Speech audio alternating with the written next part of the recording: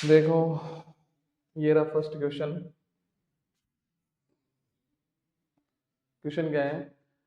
Diagram के according coulomb का जो फोर्स है एफ 2 पॉइंट चार्ज के बीच में लगता है, तो उसका वेरिएशन दे रखा है 1/r² के रेस्पेक्ट में। आर के रेस्पेक्ट में नहीं, 1/r² के रेस्पेक्ट में। और इसमें सेपरेशन है दो चार्ज के बीच में, Q1 और Q2 के बीच में फोर्स ये दे रखा है। F और R का जो डायग्राम है Q1 Q2 के बीच में ही है। और इसके बाद क्या है, Q2 और Q3, Q2 और Q3 के बीच में हमें ये दे रखा है नीचे वाला डायग्राम। तो magnitude, then the magnitude of Q1 Q2 and Q3 are such that, तो इसके मैग्नीट्यूड बताने हैं इंक्रीजिंग डिक्रीजिंग ऑर्डर में, जो भी ऑप्शन दे रखे हैं उसके अकॉर्डिंग।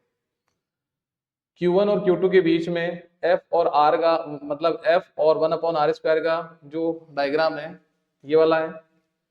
और Q2 और Q3 के बीच में F और 1/r² के बीच में वेरिएशन जो है वो नीचे वाला है। अब हमें Q1 Q2 Q3 का मैग्नीट्यूड बताना है। कैसे बताएंगे? देखो, यहाँ पे हम क्या ले लेते हैं, सबसे पहले यहाँ इन दोनों के बीच में जो फोर्स लग रहा है ना, इसको मान लेते हैं हम F1। और इन दोनों के बीच में जो फोर्स लग रहा है इसको मान लेते हैं हम F2। तो F1 को मैं यहाँ लिख रहा हूँ। देखो, F1 इक्वल टू क्या होगा कि Q1 Q2 अपॉन r²। यही होगा। दो चार्ज मतलब टू चार्ज है Q1 और Q2। इसी तरह जो सेकंड फोर्स है F2 क्या होगा कि Q2 Q3 अपॉन r²। अब हमें इनके मैग्नीट्यूड चेंज कर मतलब चेक करने हैं। तो मैग्नीट्यूड चेक कैसे करेंगे? Q2 का तो दे रखा है, Q2 इज पॉजिटिव। Q2 के बारे में तो दे रखा है, Q2 क्या है? पॉजिटिव है। और लीस्ट मैग्नीट्यूड है, इसका मैग्नीट्यूड क्या है? कम है। तो मैग्नीट्यूड अगर कम है तो देखो, मैग्नीट्यूड अगर हम ध्यान से देखें इसमें तो देखो ज्यादा है, तो ऑप्शन बी तो होगा ही नहीं। यहाँ Q2 का मैग्नीट्यूड सबसे ज्यादा। और इसमें भी देखें तो मिनिमम मैग्नीट्यूड नहीं है, मिनिमम मैग्नीट्यूड नहीं है तो सी भी नहीं होगा। अब देखो, मिनिमम इसमें ए में और डी में, तो इनको कैसे करना है? इसका डायग्राम बनाते हैं मैं एक बार वापस। ये 1/r² के बीच में यहाँ पे फोर्स है F। Q1 और Q2 के बीच में जो वेरिएशन दे रखा है वो इस तरह का है, Q1 और Q2। और इसी तरह Q2 और Q3 के बीच में वेरिएशन कुछ इस तरह से दे रखा है, Q2 और Q3। तो हमें इसको सॉल्व करने के लिए क्या करना है? एक कॉमन पॉइंट ले लेते हैं 1/r², मतलब r का एक कॉमन पॉइंट लेते हैं। तो r का जैसे मान लो यहाँ पे इस पॉइंट से ले लेता हूं मैं, ये कॉमन पॉइंट ले लिया। यहाँ पे ये क्या रहेगा? कॉमन पॉइंट है। ये वाला जो पॉइंट दिख रहा है वो इस ग्राफ के लिए, इस ग्राफ के लिए, दोनों के लिए क्या है? कॉमन। ठीक है। तो अब हमें चेक करना है, यहाँ पे हम क्या चेक करेंगे? मैग्नीट्यूड चेक करेंगे। इस कॉमन पॉइंट पे दोनों के मैग्नीट्यूड क्या है? Q1 Q2 का जो फोर्स लग रहा है वो ऊपर की तरफ लग रहा है, मतलब ये क्या होगा? पॉजिटिव होगा। और Q2 और Q3 के बीच में जो फोर्स लग रहा है वो नीचे की तरफ लग रहा है, मतलब ये फोर्स क्या होगा? नेगेटिव होगा। अब इनके मैग्नीट्यूड चेक करना है, तो मैग्नीट्यूड चेक कैसे करेंगे? जैसे इसका जो फोर्स होगा, ये देखो ओरिजिन है और यहाँ पर है जैसे F1, और इस पॉइंट पे हम देखें तो ये है F2। तो अब आप मैग्नीट्यूड देखो किसका कम है और किसका ज्यादा है। तो इसका मैग्नीट्यूड देखो ये वाला है, दिख रहा है ओरिजिन से बहुत ज्यादा है, और इसका मैग्नीट्यूड देखो थोड़ा कम है। तो हम यहाँ कंडीशन बनाएंगे F1 ग्रेटर है F2 से, F1 ज्यादा है F2 से। ये वैल्यू यहाँ रखेंगे कि Q1 Q2 upon r² greater के Q2 Q3 अपॉन r²। जो कटेंगे उसे काट देंगे, k से k चला जाएगा, r² से r² चला जाएगा, Q2 से Q2 चला जाएगा, तो Q1 ग्रेटर Q3। तो Q2 तो सबसे कम है ही, Q2 की वैल्यू क्या है? मिनिमम। Q2 की वैल्यू क्या है? मिनिमम। इसमें भी है और इसमें भी है। अब हमें ये पता चल गया Q1 मैक्सिमम होगा, Q3 उससे कम होगा, और Q2 क्या होगा? सबसे कम होगा। तो ये रिलेशन बन जाएगा Q1 greater Q3 greater Q2। तो ऑप्शन देखो कौन सा मैच हो जाएगा? फर्स्ट मैच हो जाएगा। समझ में आ गया बात? दोबारा बता रहा हूं, ध्यान से सुनना। यहाँ पे Q1 और Q2 के बीच में F और R में वेरिएशन दे रखा है ये वाला। इसी तरह F और R के बीच में Q2 और Q3 के बीच में वेरिएशन दे रखा है, ये सेकंड F2 वाला। अब हमें क्या करना है? Q2 की वैल्यू भी दे रखी है, पॉजिटिव है और मिनिमम है। तो अगर ऑप्शन को देख के अगर हम करें तो इन दो ऑप्शन को तो हम काट सकते हैं। अब हमें A और D में से पता लगाना है। तो यहाँ ये पहले तो ये फॉर्मूले लिख दिए, Q1 और Q2 के बीच में coulomb force, electrostatic force, Q2 और Q3 के बीच में इलेक्ट्रोस्टैटिक फोर्स। अब हमने क्या किया, एक कॉमन पॉइंट लिया, एक कॉमन पॉइंट पे F1 को हम चेक कर रहे हैं, इसका मैग्नीट्यूड कितना है, F2 का मैग्नीट्यूड कितना है। डायग्राम से हमें दिख रहा है F1 ग्रेटर है F2 से, तो यहां हमने ये कंडीशन लिखी, इसको जो कट रहा है उसको काटने के बाद हमारे पास जो चार्ज का मैग्नीट्यूड है वो इस तरह से आ जाए। समझ गए होंगे अच्छे से, आ गया। नेक्स्ट ये क्वेश्चन क्या है, देखो इस क्वेश्चन की अगर हम बात करें, 2 पॉइंट चार्ज, 2 पॉइंट चार्ज है, 5 microcoulomb and 1 microcoulomb are placed at point -3 centimetre, 00 and 3 centimetre 00। मतलब यहाँ पे देखो कोऑर्डिनेट हम कैसे लिखते हैं, एक्स वाई और जेड, ये एक्स के कोऑर्डिनेट है, मतलब ये ओरिजिन लेना, यहाँ पे ओरिजिन, तो यहाँ पे आ जाएगा 3 सेंटीमीटर और यहाँ पे आ जाएगा -3 सेंटीमीटर। y और z के कोऑर्डिनेट क्या है, यहाँ पे 0 है, मतलब x एक्सिस पे ओनली पॉइंट चार्ज रखे हुए हैं। यहाँ पे हम लिख सकते हैं कितना है, 5 माइक्रोकूलम और यहाँ पे कितना है, -1 माइक्रोकूलम। इसके बाद क्या दे रखा है, इलेक्ट्रिक फील्ड दे रखा है, E इक्वल टू क्या दे रखा है, A/r² और A की वैल्यू भी गिवन है, ठीक है। और calculate the change in electrostatic energy of the system due to electric field. Electric field की वजह से इस जो इलेक्ट्रोस्टैटिक्स एनर्जी में चेंज कितना आएगा वो बताना है।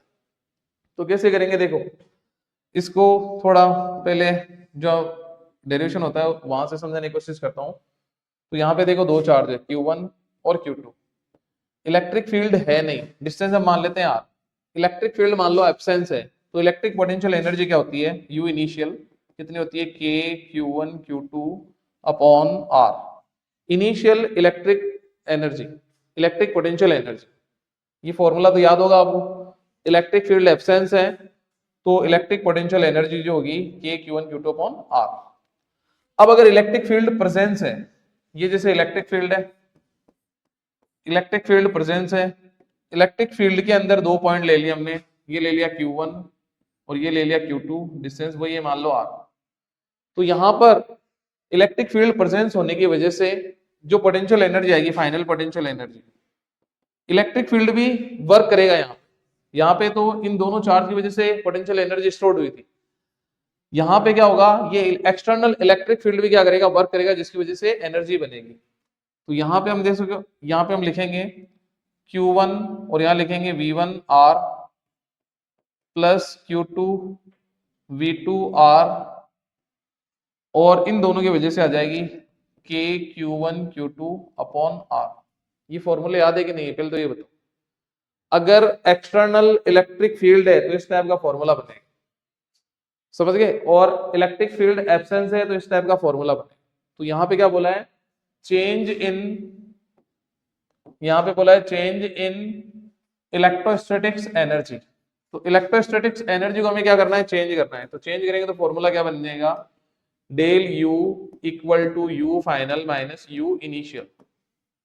इनमें से क्या करेंगे, माइनस करेंगे, तो Q1 VR plus Q2 VR और यहां लिखेंगे plus K Q1 Q2 upon R minus K Q1 Q2 upon R, ये दोनों कट जाएंगे तो हमें डेल U निकालना है, मतलब ये निकालना है Q1 VR plus Q2 VR, ये निकालना है। यहां तक ये फॉर्मूला समझ में आ गया क्या? अगर आ गया तो आगे बढ़े, वापस बताना है इसको, प्लग आ गया यहां तक, दोबारा बताऊं एक बार।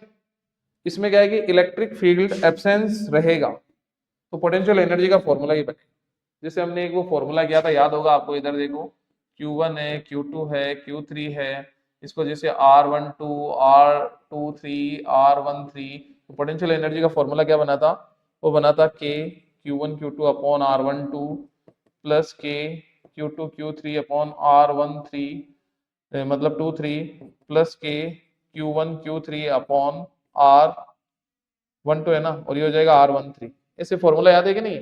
तो ये इलेक्ट्रिक फील्ड एब्सेंस होता है तब है, समझ गए। और जब इलेक्ट्रिक फील्ड प्रेजेंस होता है, अभी तो दो ही चार्ज दे रखे हैं, दोनों के बीच में डिस्टेंस दे रखे हैं, तो Q1 Q2 अपॉन R। अब अगर इलेक्ट्रिक फील्ड प्रेजेंस रहेगा, इलेक्ट्रिक फील्ड की वजह से पहले वाले चार्ज ने ये वर्क किया, पहले वाले चार्ज की वजह से ये वर्क हुआ, इलेक्ट्रिक फील्ड प्रेजेंस होने की वजह से दूसरे वाले चार्ज की वजह से ये वर्क हुआ, और फिर इन दोनों की वजह से ये जो वर्क होगा ये वैल्यू आएगी। तो ये एक्सटर्नल इलेक्ट्रिक फील्ड की वजह से आया। अब चेंज इन इलेक्ट्रोस्टैटिक एनर्जी बताना है, दोनों को माइनस करेंगे, माइनस करने पर ये दोनों कट जाएंगे तो ये वैल्यू आ जाएगी। तो यहां तक क्लियर हो गया क्या आपका? अब यहां तक क्लियर हो गया तो अब हमें क्या करना है, पोटेंशियल निकालना है। पोटेंशियल कैसे निकालेंगे? पोटेंशियल का हमारे पास फॉर्मूला है, क्योंकि इलेक्ट्रिक फील्ड हमें गिवन है, और इलेक्ट्रिक फील्ड अगर गिवन है तो हम पोटेंशियल निकाल सकते हैं। इन सबको मिटा रहा हूं, केवल ये एक फॉर्मूला रख रहा हूं। तो यहाँ इलेक्ट्रिक फील्ड का फॉर्मूला क्या है, E इक्वल टू, या डायरेक्ट मेन फॉर्मूला लिख देते हैं, V equal to integration minus E dot D R. ये फॉर्मूला याद होगा, याद है? E की वैल्यू हमें गिवन है, क्या है, A अपॉन आर, तो V equal to minus integration A upon R square dot D R. ये तो वेक्टर फॉर्म के लिए आर कैप, तो यहां लिखेंगे V माइनस A बाहर लेंगे, आर की power minus 2 dot D are. इसको सॉल्व करेंगे, माइनस ए इंटीग्रेशन,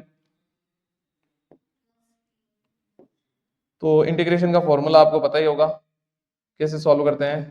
तो r minus 2 plus 1 minus 2 plus 1, तो आंसर क्या आ जाएगा, v equal to minus A R की पावर माइनस 1 अपॉन माइनस 1। ये माइनस कट जाएंगे, ये वाला माइनस इस माइनस से कट जाएगा, तो v equal to A R की पावर माइनस 1, तो v इक्वल टू आ जाएगा a अपॉन आर। ये v का फॉर्मूला आ गया, समझ गए? अब हमें क्या करना है, इसमें इनपुट करना है। तो क्या करेंगे, देखो यहाँ लिखेंगे डेल u। अब Q1 कितना है, Q1 है 5 माइक्रोकूलम, तो एक बार लिख देते हैं 5 इंटू 10 की पावर माइनस 6, और इधर लिखेंगे A upon R. A upon R इसलिए लिख रहा हूं ताकि हम कॉमन ले लें। यहाँ पे क्या करेंगे, प्लस चार्ज कितना है, चार्ज है माइनस 1 माइक्रोकूलम, माइनस 1 इंटू 10 की पावर माइनस 6, और यहाँ पे लिखेंगे A upon R del U. ये तो मतलब ये है, इसको आप चाहो तो R1 R2 लगा सकते हो, ये R नहीं है, मतलब ये Q1 चार्ज की वजह से R1 डिस्टेंस पे पोटेंशियल है, और ये है Q2 चार्ज की वजह से R2 डिस्टेंस पे पोटेंशियल है। तो यहाँ पे हम क्या करेंगे, A अपॉन आर को कॉमन लेंगे, इधर क्या बचेगा हमारे पास, इंटू 10 की पावर माइनस 6 भी आ जाएगा, यहाँ पे कितना आएगा 5 माइनस 1। अब A की वैल्यू रख दो, डेल यू इक्वल टू कितना आएगा, A की वैल्यू कितनी है, A की वैल्यू है 3 इंटू 10 की पावर 5 इंटू 10 की पावर माइनस 6। यहाँ तक क्लियर हो गया? देखो ये है A की वैल्यू, तो A की वैल्यू रखी और 10 की पावर माइनस 6, इधर कितना होगा 4, और R की वैल्यू कितनी होगी 3 सेंटीमीटर, R की वैल्यू है 3 सेंटीमीटर 6, इधर देखो यहाँ R की वैल्यू कितनी हो जाएगी 6 सेंटीमीटर, तो 6 सेंटीमीटर को क्या लिखेंगे, 6 इंटू 10 की पावर माइनस 2, तो यहाँ लिखेंगे 6 इंटू 10 की पावर माइनस 2, तो डेल यू कितना आएगा, डेल यू आएगा कितने, ये कितने हो जाएंगे 12, और इन दोनों को सॉल्व करेंगे तो कितना आएगा 10 की पावर माइनस 1, और यहाँ लिखेंगे 6 इंटू 10 की पावर माइनस 2, ये 2 से काट देंगे तो कितने आ जाएंगे 20 जूल। समझ गए? कितनी वैल्यू आ जाएगी 20 जूल। लेकिन यहाँ एक मिस्टेक लग रही है, रुको, यहाँ 3 सेंटीमीटर ही आएगा। 3 सेंटीमीटर क्यों आएगा, ओरिजिन से डिस्टेंस लेंगे ना, मतलब ये वाली डिस्टेंस है ना, वो जो हम इससे पहले ले रहे थे ना, देखो के Q1 Q2 अपॉन आर, तो ये Q1 है ये Q2 है, तो इन दोनों के बीच की डिस्टेंस थी वो r, ये वाली, और ये वाली डिस्टेंस है ना ओरिजिन से लेते हैं हम, ओरिजिन से डिस्टेंस लेंगे तो क्या लिखेंगे 3 सेंटीमीटर, 3 इंटू 10 की पावर माइनस 2, तो यहाँ होगा 3, तो डेल यू कितना आएगा, ऊपर बचेंगे 4, देखो 4 इंटू 10 की पावर माइनस 1 अपॉन 10 की पावर माइनस 2, तो डेल यू आ जाएगा अपने पास 40, ये आएगा इसका आंसर। क्वेश्चन थोड़ा लेंथी था, इसमें सबसे पहले तो फॉर्मूला बनाओ, और फॉर्मूला बनाने के बाद फिर हमें क्या करना है, पोटेंशियल निकालना है, और पोटेंशियल निकालने के बाद फिर हम क्या करेंगे, यहाँ पे ए की वैल्यू रखेंगे, क्यू की वैल्यू रखेंगे, आर की वैल्यू रखेंगे, तो हमारा फाइनल आंसर आएगा। समझ गए? हो गया। नेक्स्ट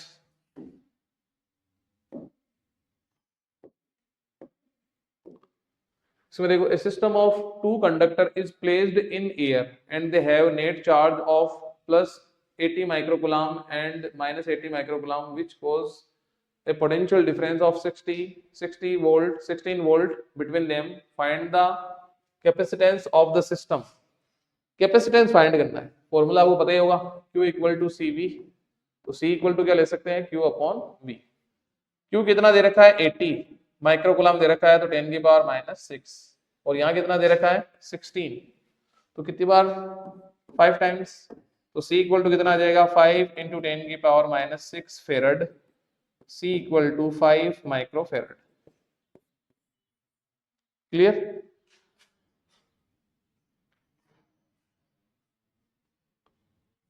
नेक्स्ट है, if the air between the capacitor is replaced by a dielectric medium of dielectric constant 3, मतलब पहले जो कैपेसिटर था उसमें क्या थी, एयर थी, इसको रिप्लेस कर दिया है और इसमें कोई मीडियम भर दिया है जिसका डाइलेक्ट्रिक कांस्टेंट कितना है, 3, इसका कितना है 3। What will be the potential difference between the two conductors, तो इन दोनों के बीच में पोटेंशियल डिफरेंस कितना होगा, अगर मीडियम इंसर्ट कर दें तो पोटेंशियल डिफरेंस कितना होगा वो बताना है।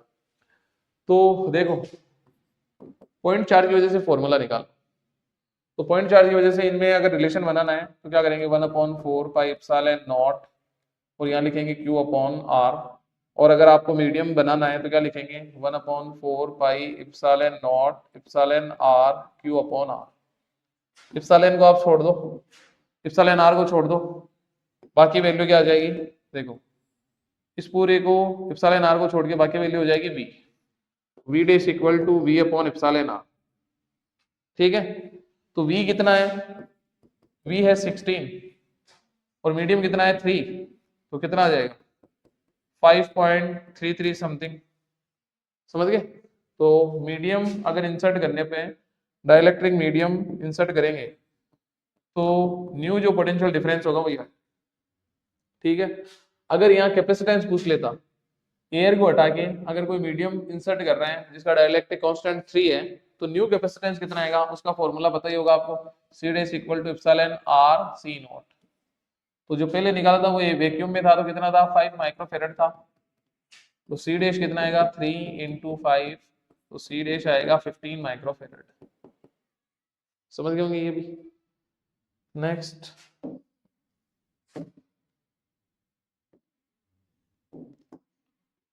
if the charge on two conductors are changed to 160 microcoulomb and minus 160 microcoulomb, will the capacitance of the system change, give reason for your answer। इसमें पहले चार्ज कितना था, 80 माइनस और प्लस 80 माइक्रोकूलम, अब यहाँ पे चार्ज कितना आ गया है 160 माइनस 160 माइक्रोकूलम। तो हमें यहाँ बताना है कैपेसिटेंस जो सिस्टम का है वो क्या रहेगा, चेंज होगा या नहीं होगा, और अगर होगा तो उसका रीजन क्या है, नहीं होगा तो उसका रीजन क्या है। तो पैरेलल प्लेट कैपेसिटर का कैपेसिटेंस का फॉर्मूला क्या होता है, C equal to A epsilon naught upon D। ये तो होता है एयर के लिए, एयर के लिए, वैक्यूम के लिए। अगर हम मीडियम की भी बात करें, जैसे मीडियम है यहाँ पे, तो कैपेसिटेंस का फॉर्मूला क्या होगा, A epsilon naught epsilon R upon D। तो capacitance does not depend on charge, capacitance charge पे क्या कर रहा है, डिपेंड नहीं कर रहा। C does not depend on Q, तो Q की वैल्यू 80 हो या 160 हो, C में क्या होगा, चेंज नहीं होगा। तो कैपेसिटेंस क्या रहेगा, विल रिमेन्स कांस्टेंट। कैपेसिटेंस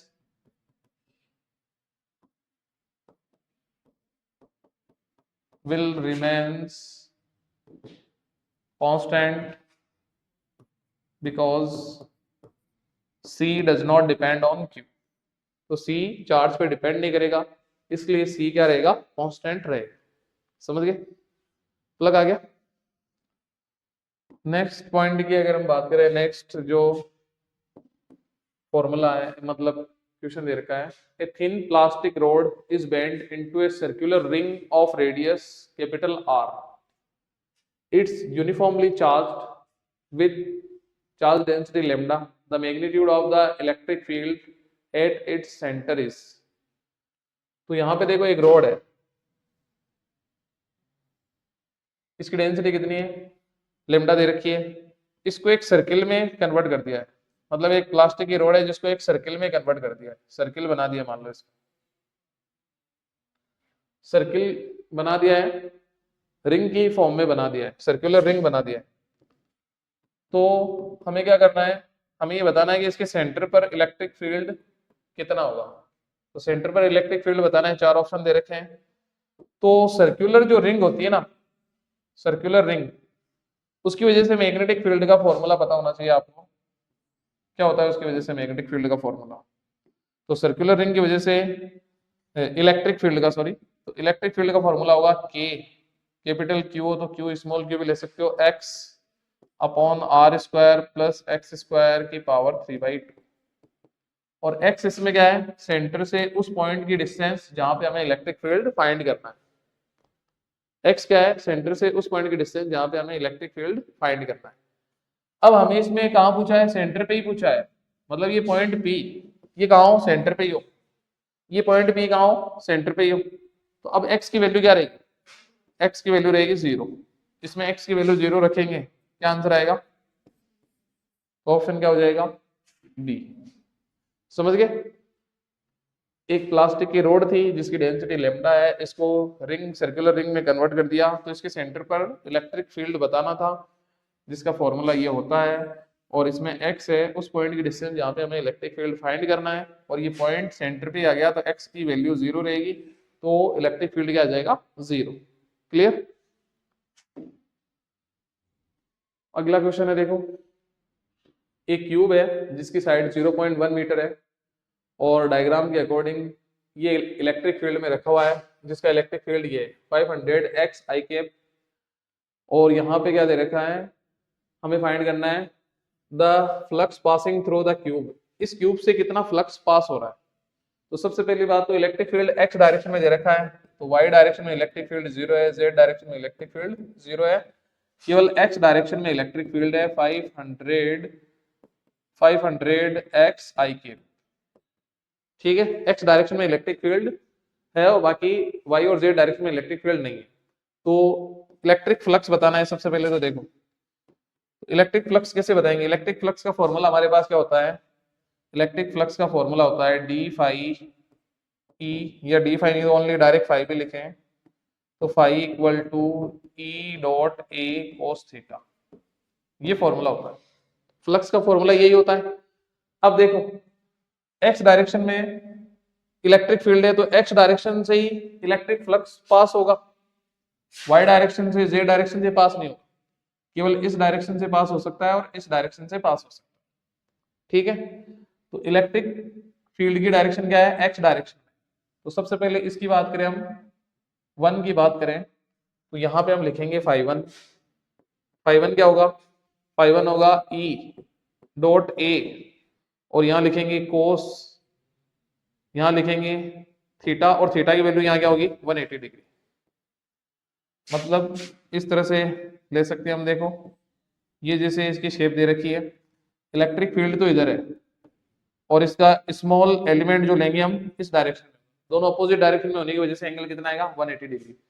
तो फाई 1 की वैल्यू क्या आएगी, कोस 180 की वैल्यू आपको पता ही है 1 - 1, तो ई डॉट ए इंटू -1, तो फाई 1 कितना आएगा, वो आ जाएगा हमारे पास माइनस, और यहाँ लिखेंगे ई डॉट ए।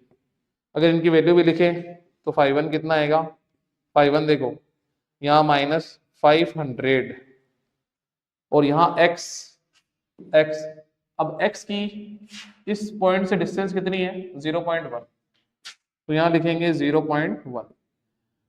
क्यूब है, क्यूब की ऑल साइड सेम होती है, तो एरिया क्या होगा, लेंथ इंटू ब्रेथ, या साइड का स्क्वायर भी ले सकते हैं, तो साइड कितनी है 0.1 इंटू 0.1। तो यहां से जब हम इसका आंसर निकालेंगे तो फाइनल आंसर क्या आएगा, देखो ये पॉइंट हटा लिया 0, ये पॉइंट हटा लिया 0, ये पॉइंट हटा लिया 0, तो 2 0 तो कट जाएंगे, 5/10, तो फाई 1 की वैल्यू कितनी आएगी, -0.5, और यूनिट लगा देंगे न्यूटन, मतलब वोल्ट इंटू मीटर। समझ गए? इसके बाद फाई 2 निकालना है, तो फाई 2 कैसे निकालेंगे, ई dot A cos theta, theta की वैल्यू यहाँ कितनी होगी 0। ये वाली साइड की बात करें सेकंड साइड, तो सेकंड साइड में देखो इलेक्ट्रिक फील्ड इधर और इसका स्मॉल एलिमेंट भी इधर ही हो, तो दोनों सेम डायरेक्शन में थीटा 0, तो फाई 2 ई की वैल्यू कितनी होगी 500 और x, तो x अब ये यहाँ से कितनी डिस्टेंस पे है, ये देखो 0.1 है, तो ये साइड भी 0.1 ही होगी, तो टोटल कितना हो गया 0.2, एरिया कितना हो जाएगा 0.1 इंटू 0.1, पॉइंट हटाते जाएंगे, यहाँ से पॉइंट हटा लो तो ये दोनों कट जाएंगे। अब ये देखो 5 2 जा 10 और 10, तो फाई 2 कितना आएगा, फाई 2 आएगा 1 वोल्ट इंटू मीटर, तो ये वैल्यू प्लस की है और ये वैल्यू माइनस की, तो टोटल फ्लक्स कितना पास होगा, वो होगा फाई 1 प्लस या फाई 2 प्लस फाई 1 कर लो, तो फाई 2 कितना है 1 और ये है माइनस 0.5, तो फाई की वैल्यू कितनी आएगी 0.5 वोल्ट इंटू मीटर। समझ गए ये, आगे अच्छे से, पहले हमें इस साइड वाला फ्लक्स निकालना है, फिर इधर वाला फ्लक्स निकालना है, और फिर टोटल फ्लक्स जो होगा प्लस है तो प्लस, माइनस है माइनस, क्योंकि ये स्केलर क्वांटिटी है, फ्लक्स को क्या करना है ऐड करना है। इसके बाद the charge with in the cube, इस क्यूब के अंदर चार्ज कितना है, तो वो कैसे पता लगाएंगे, उसका फॉर्मूला जो है वो क्या है, phi equal to Q upon epsilon naught, तो Q equal to epsilon naught phi, तो Q इक्वल टू एप्सिलॉन कितना है 8.85 या 86 इंटू 10 की पावर माइनस 12, 5 भी ले सकते हैं, फाई की वैल्यू 0.5 को लिखूंगा मैं 1/2, ठीक है, 5 इसलिए नहीं लिया, काटने में इजी रहेगा, तो Q इक्वल टू क्या लिखेंगे 4.43 इंटू 10 की पावर माइनस 12 गुलाम, या Q इक्वल टू 4.43 पिको गुलाम, ये आंसर आता है। समझ गए, अच्छे से आगे होगा ये, वापस बताने क्या, क्लियर हो गया।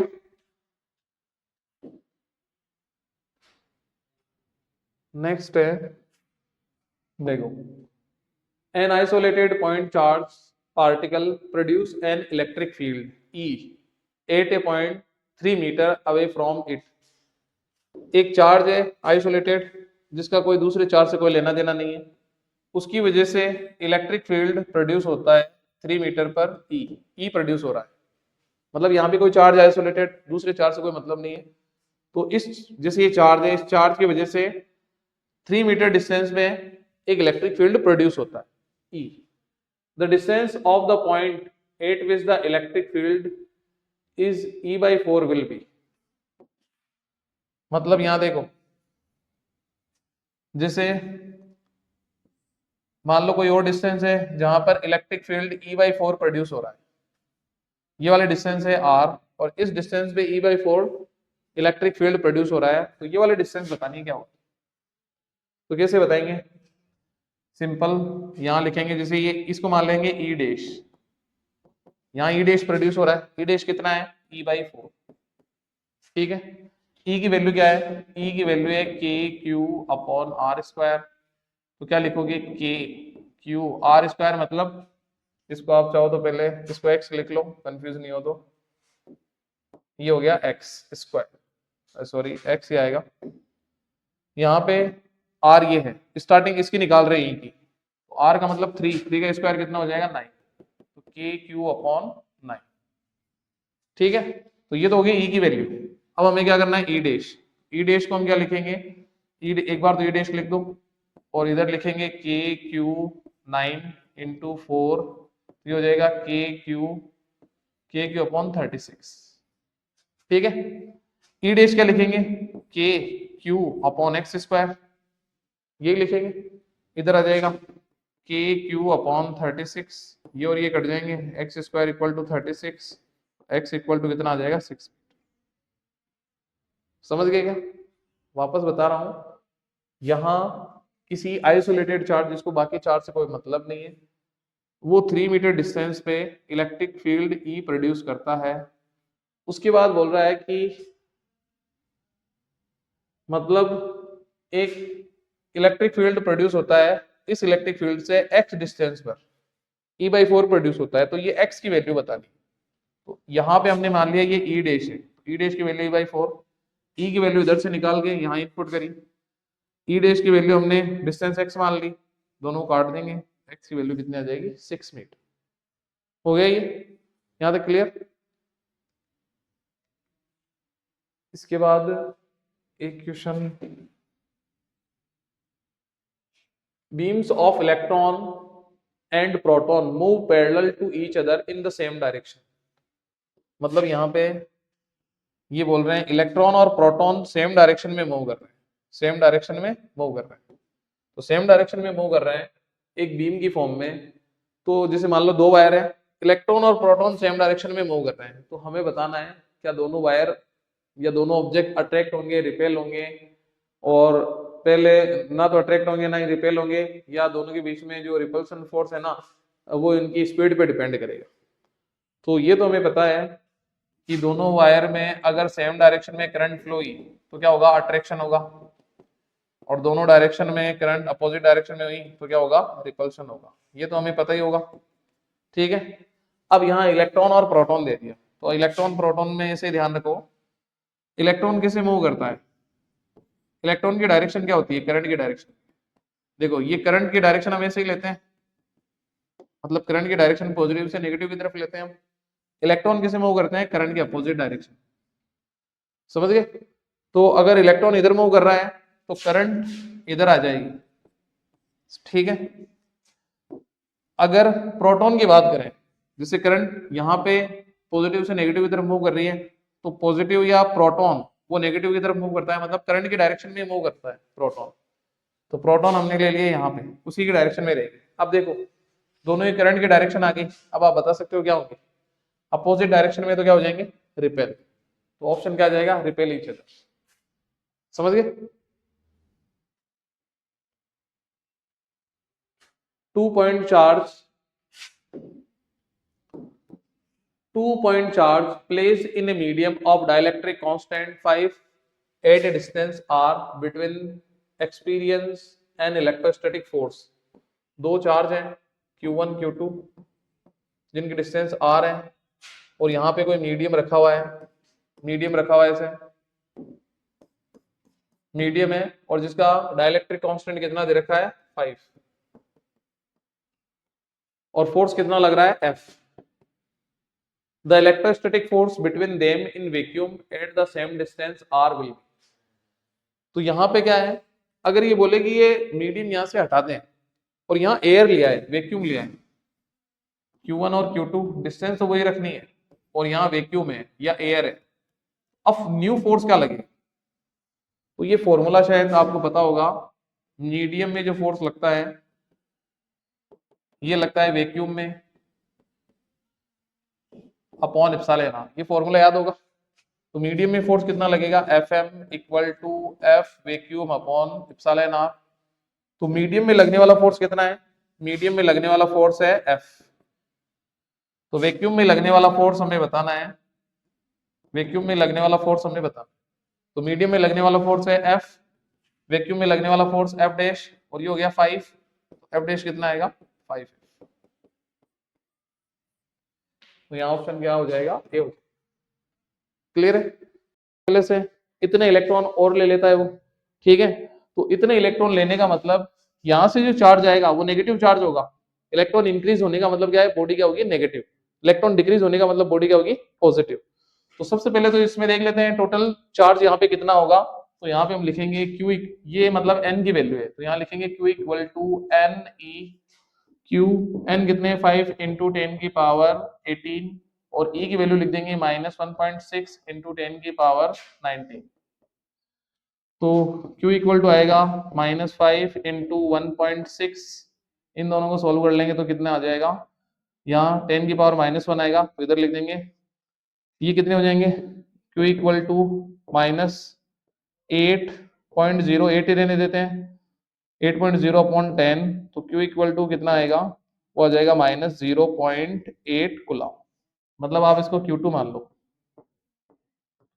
और Q1 की वैल्यू कितनी है, Q1 की वैल्यू है 1 कूलम। तो यहाँ पे अब टोटल चार्ज कितना रहेगा, तो total charge Q equal to Q1 plus Q2 scalar quantity है, एल्जेब्रिक सम करना है।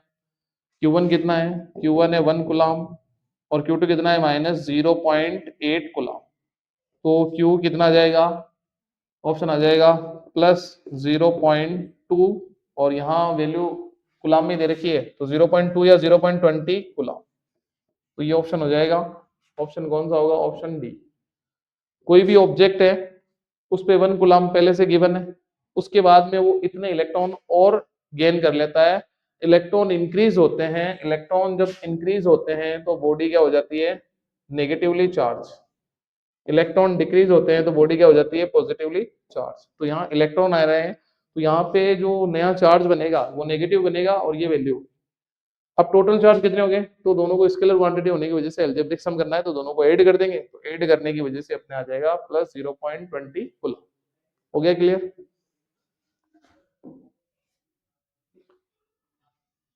ये क्वेश्चन है, 3 चार्ज है Q minus Q and Q naught जो आपको दिख रहे हैं, ये Q है माइनस Q और Q नॉट है, are place according to diagram the magnitude of the net force on charge Q naught 8.0।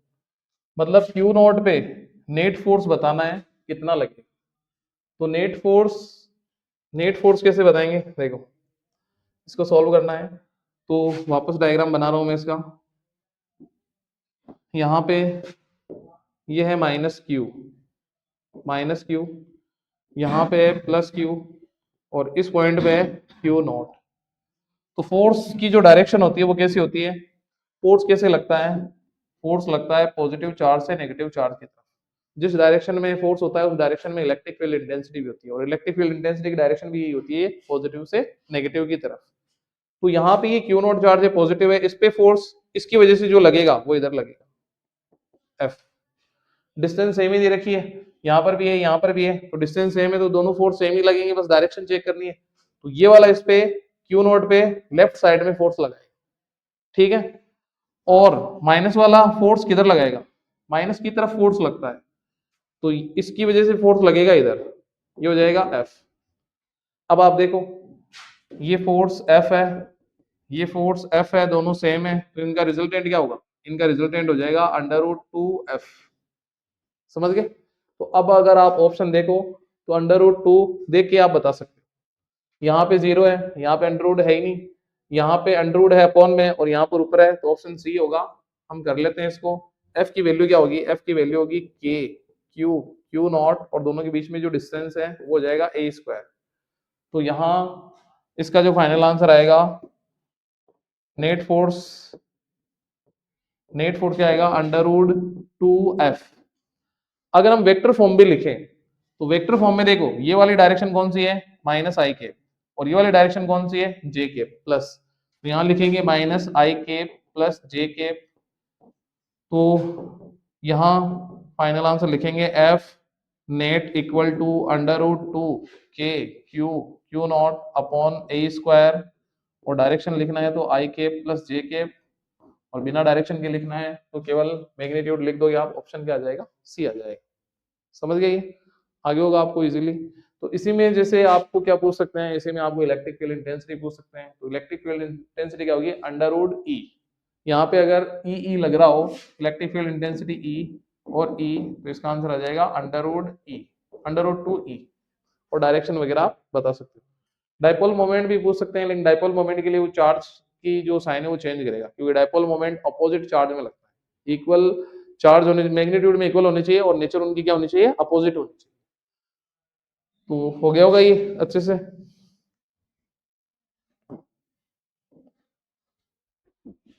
हाँ ये क्वेश्चन देखो, इसमें क्या दे रखा है, 4 ऑब्जेक्ट है W X Y और Z और ये एक स्क्वायर है, साइड D, सबकी साइड कितनी है, D दे रखी है। इसमें ये जितने भी ऑब्जेक्ट हैं इन सब पर चार्ज कितना है, Q। मतलब यहाँ Q Q Q और यहाँ पर भी Q और ये फिक्स है। 4 पॉइंट क्या है, फिक्स है। इस स्क्वायर की जो साइड दे रखी है उस पर क्या है, फिक्स है। Object X and Z are on the mid point, मतलब X और Z इस स्क्वायर के मिड पॉइंट पे, ठीक है। और यहाँ पे क्या बोला है, the electrostatic force exerted by object W on object X, मतलब X पर W जो फोर्स लगाता है वो कितना लगा रहा है, F लगा रहा है। ये वाला इस पे जो फोर्स लगाएगा W, X पर जो फोर्स लगाता है वो कितना लगा रहा है, F लगा रहा है फोर्स। तो then the magnitude of force exerted by object W on Z, तो हमें बोला है कि W की वजह से Z पे जो फोर्स लगेगा वो बताना है क्या हो। क्वेश्चन समझ में आ गया होगा। चार ऑब्जेक्ट है जिसमें एक स्क्वायर पे रखे हुए हैं और हर एक ऑब्जेक्ट पे चार्ज कितना है, Q है। X और Z इसके मिड पॉइंट पे है, इसके मिडिल में है, मतलब साइड के मिड पॉइंट पे है, और इसकी साइड दे रखी है D। स्क्वायर है तो चारों साइड सेम होगी। अब बोल रहा है कि W X पर F फोर्स लगा रहा है, तो W Z पर कितना फोर्स लगाएगा। तो हमें क्या करना है, देखो यहां पहले तो इन दोनों को निकाल लो। तो यहाँ पे चार्ज कितना है, यहाँ पे चार्ज है Q,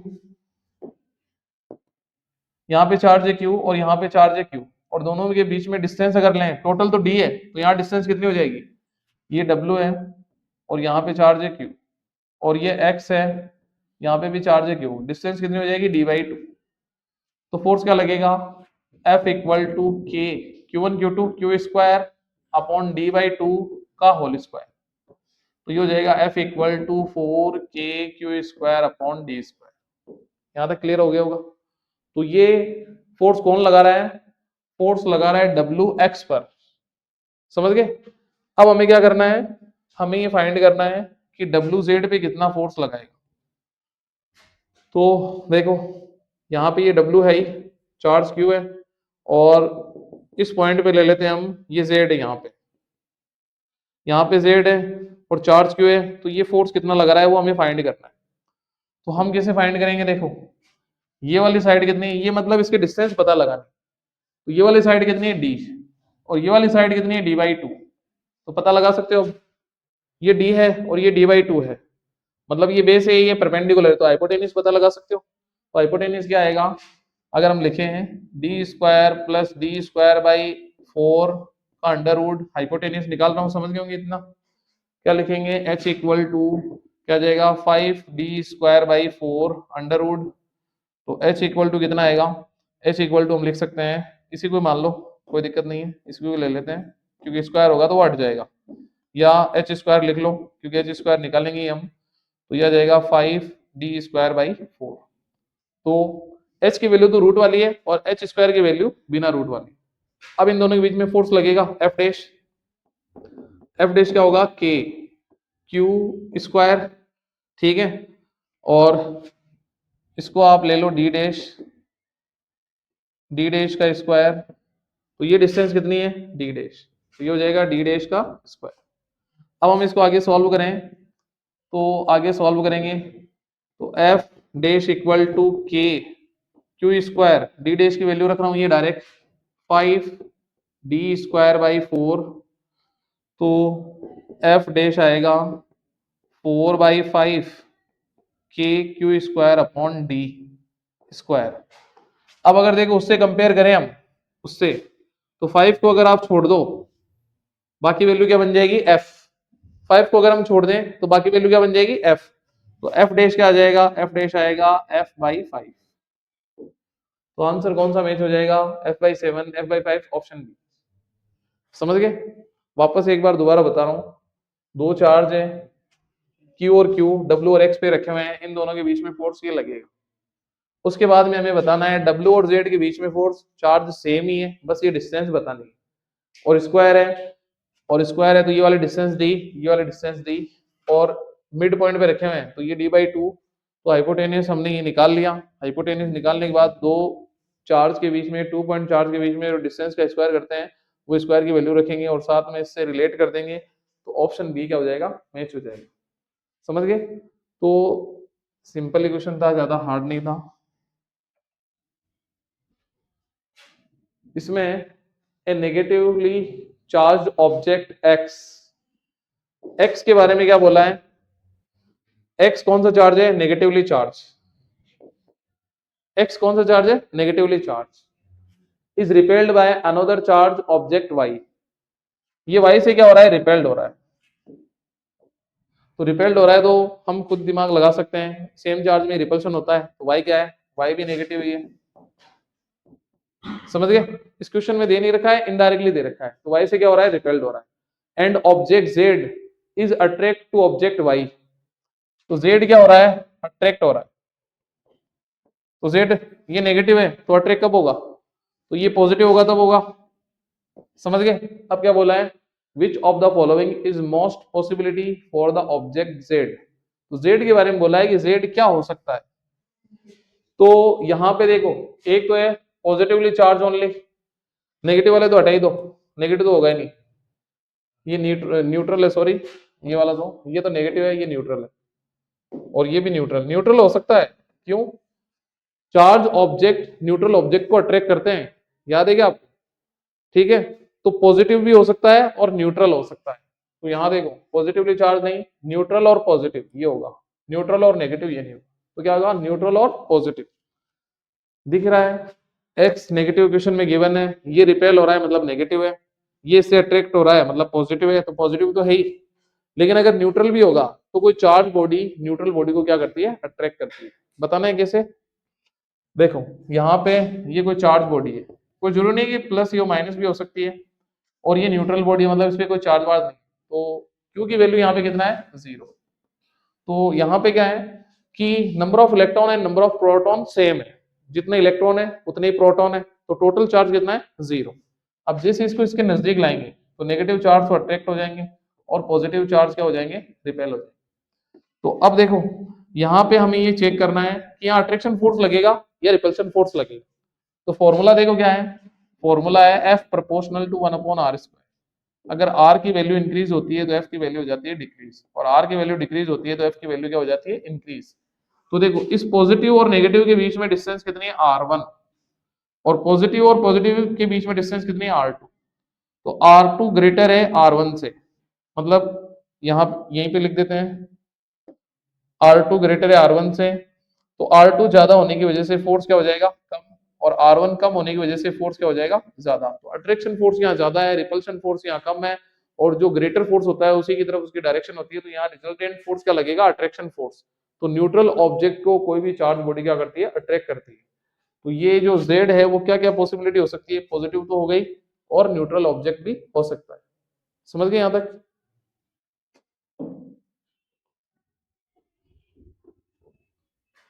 इसमें क्या है क्वेश्चन, इसमें दो स्टेटमेंट दे रखे हैं, उनके बारे में बताना है। स्टेटमेंट क्या है, work done in moving A charge around a close path in electric field is always 0, electrostatic force is a conservative force.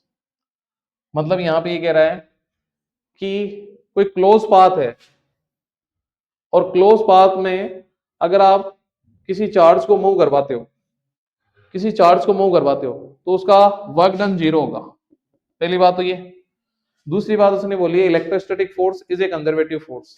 तो इलेक्ट्रोस्टैटिक फोर्स कंजर्वेटिव फोर्स होता है, ठीक है। ग्रेविटेशनल मतलब ये जो ग्रेविटेशनल फोर्स होता है वो भी कंजर्वेटिव फोर्स होता है। जो सेंट्रल फोर्स होते हैं वो कंजर्वेटिव फोर्स होते हैं, ठीक है। और किसी भी क्लोज पाथ में अगर आप मतलब चार्ज को मूव करवाएंगे तो उसकी वजह से वर्क डन क्या होगा, 0 होगा। तो मतलब इसका ऑप्शन क्या है, दोनों सही है और इसका रीजन भी सही है। तो both assertion reason and true reason is correct explanation. तो ऑप्शन ये आ जाएगा, मतलब दोनों स्टेटमेंट सही है और इसका जो कारण दे रखा है, रीजन दे रखा है, वो भी क्या है, सही है।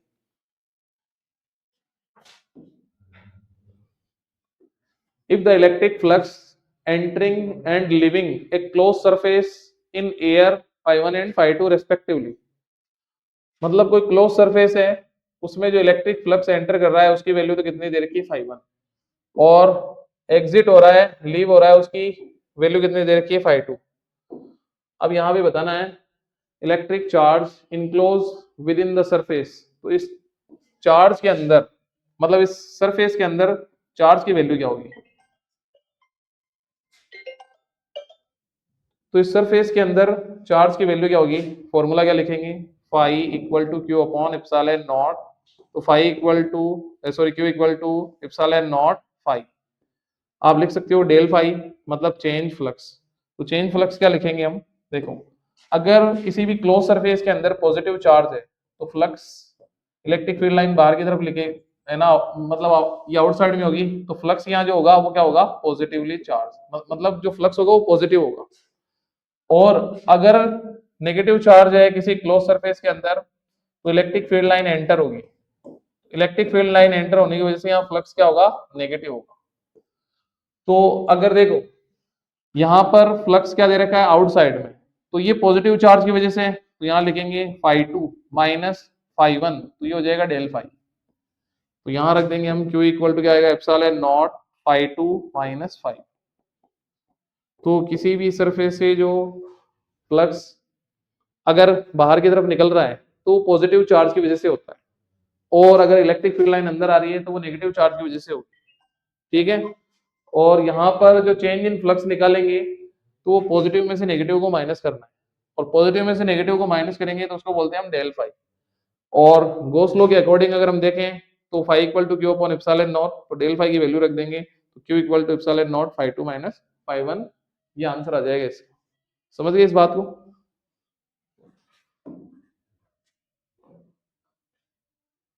इसमें देखो two identical point charge Q each are kept 2 metre, दो आइडेंटिकल पॉइंट चार्ज हैं, ये है क्यू और ये वाला भी है क्यू, दोनों के बीच में डिस्टेंस कितनी है, 2 मीटर, और ये कहां पे रखे हुए, एयर में। A third point charge q of unknown magnitude and sign is placed on the line joining the charge such that the system remains in equilibrium। मतलब एक थर्ड चार्ज है क्यू जिसका मैग्नीट्यूड पता नहीं है, जिसका साइन भी पता नहीं है, यहाँ पे जो लाइन ज्वाइनिंग है इस पे हम कहीं रखते हैं, और ये जो पूरा सिस्टम है वो इक्विलिब्रियम में रहता है। Find the position and nature of Q, एक तो इस क्यू की नेचर बतानी है, और एक इसको कहाँ पे रखें उसकी पोजीशन बतानी है। जैसे मान लो यहाँ पे रखेंगे तो ये पोजीशन कितनी होगी, या यहाँ पे रखेंगे तो ये पोजीशन कितनी होगी, वो पोजीशन बतानी। तो जैसे मान लो कहीं पे भी रख देते हैं, जैसे इस पॉइंट पे रख देते हैं, यहाँ पे आ गया ये क्यू।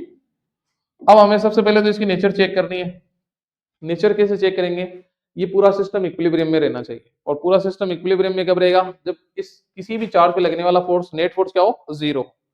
तो अब आप देखो इसको आप प्लस मान लो, जैसे मान लो ये प्लस है, तो ये वाला इस पे फोर्स लगाएगा, ये वाला इस पे फोर्स लगाएगा इस डायरेक्शन में, क्योंकि दोनों ही प्लस होंगे। और ये वाला भी है ना, ये वाला भी इस पे फोर्स लगाएगा, स्मॉल क्यू भी इस पे फोर्स लगाएगा, जैसे इसकी वजह से फोर्स मान लो F1 और स्मॉल क्यू की वजह से फोर्स मान लो F2, तो दोनों फोर्स एक डायरेक्शन में लगाएंगे, मतलब ये इक्विलिब्रियम में नहीं रहे। सेम कंडीशन इसकी भी यही होगी, इसका भी हो जाएगा F1 डैश और F2 डैश, मतलब ये पॉजिटिव तो नहीं होगा। अब क्या करें, नेगेटिव लेके चेक कर लेते हैं इसको।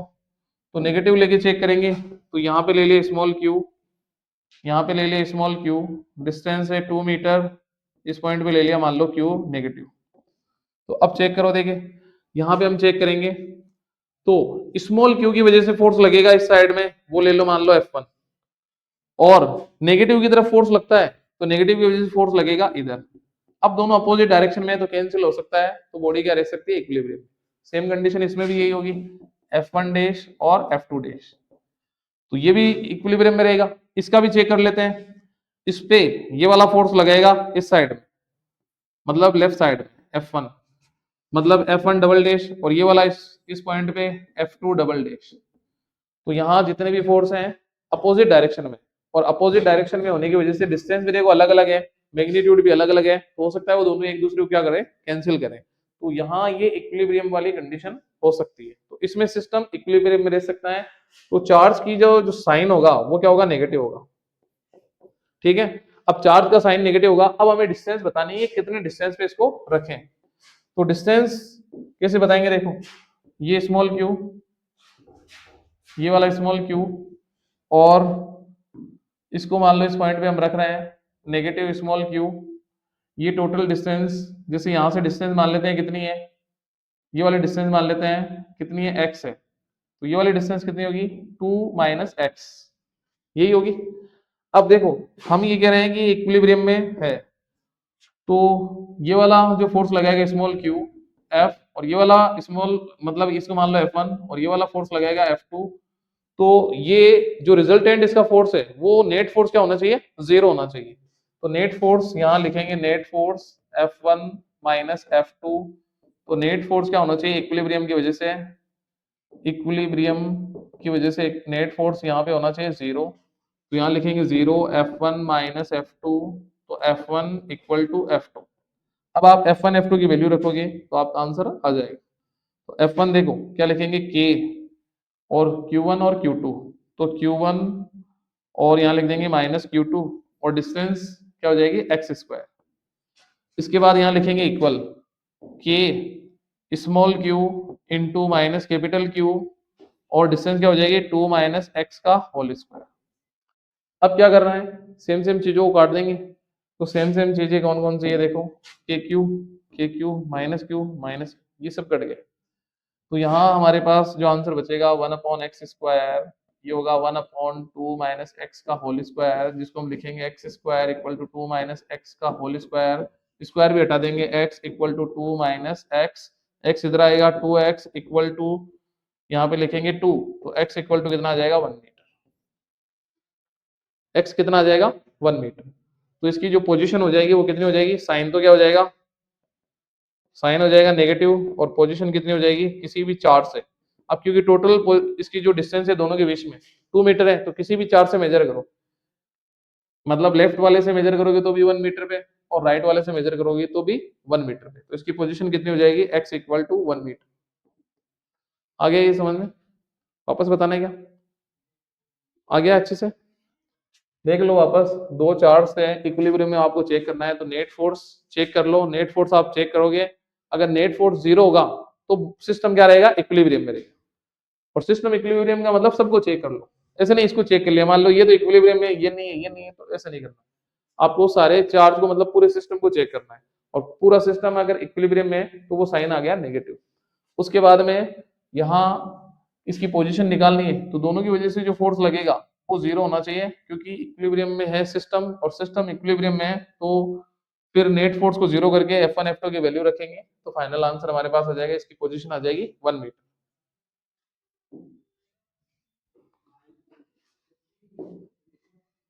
Two identical conducting balls A and B have charge minus q and plus 3q. Ball A है माइनस q चार्ज है, बॉल B है प्लस 3q चार्ज है। They are brought in a contact with each other, तो इन दोनों को क्या करते हैं कॉन्टेक्ट में लेके आते हैं, कॉन्टेक्ट में लाएंगे A एंड B, और आइडेंटिकल होगी। आइडेंटिकल का मतलब है इनकी साइज सेम है, आइडेंटिकल, आइडेंटिकल का मतलब है सेम साइज, आइडेंटिकल का मतलब क्या है सेम साइज। अब क्या है, कॉन्टेक्ट में लाने के बाद क्या करेंगे, सेपरेटेड डी डिस्टेंस पे रखेंगे इनको। तो ये हो गया ए, ये हो गया बी, और इनकी डिस्टेंस हो गई D. Find the nature of coulomb force between them, तो नेचर ही बतानी है, फोर्स की वैल्यू नहीं बतानी है। तो देखो यहाँ माइनस क्यू और प्लस 3q, तो यहाँ लिखेंगे माइनस क्यू और प्लस 3q, तो यहाँ टोटल चार्ज कितना होगा, तो टोटल चार्ज हो जाएगा 2q, दोनों को ऐड करेंगे टोटल चार्ज कितना हो जाएगा 2q। अब यहाँ हमारे पास टोटल चार्ज कितना है 2q, तो बॉडी की साइज क्या है सेम है, ऑब्जेक्ट की साइज क्या है सेम है, तो चार्ज का डिस्ट्रीब्यूशन भी क्या होगा इक्वली होगा। तो यहाँ पे चार्ज आएगा q और यहाँ पे चार्ज आएगा q, और प्लस 2q बचेगा, तो प्लस q और प्लस q। तो फोर्स भी निकालें, अगर हम फोर्स अगर निकालें तो F इक्वल टू होगा k Q square upon D square, और दोनों पॉजिटिव है तो रिपल्शन फोर्स लगेगा, दोनों पॉजिटिव चार्ज रहेंगे तो रिपल्शन फोर्स लगेगा। देखो इजी भी क्वेश्चन आ रहे हैं 2019 में से, इजी भी क्वेश्चन आए थे, तो ऐसा नहीं हर बार हार्ड ही है। अब देखो नेक्स्ट,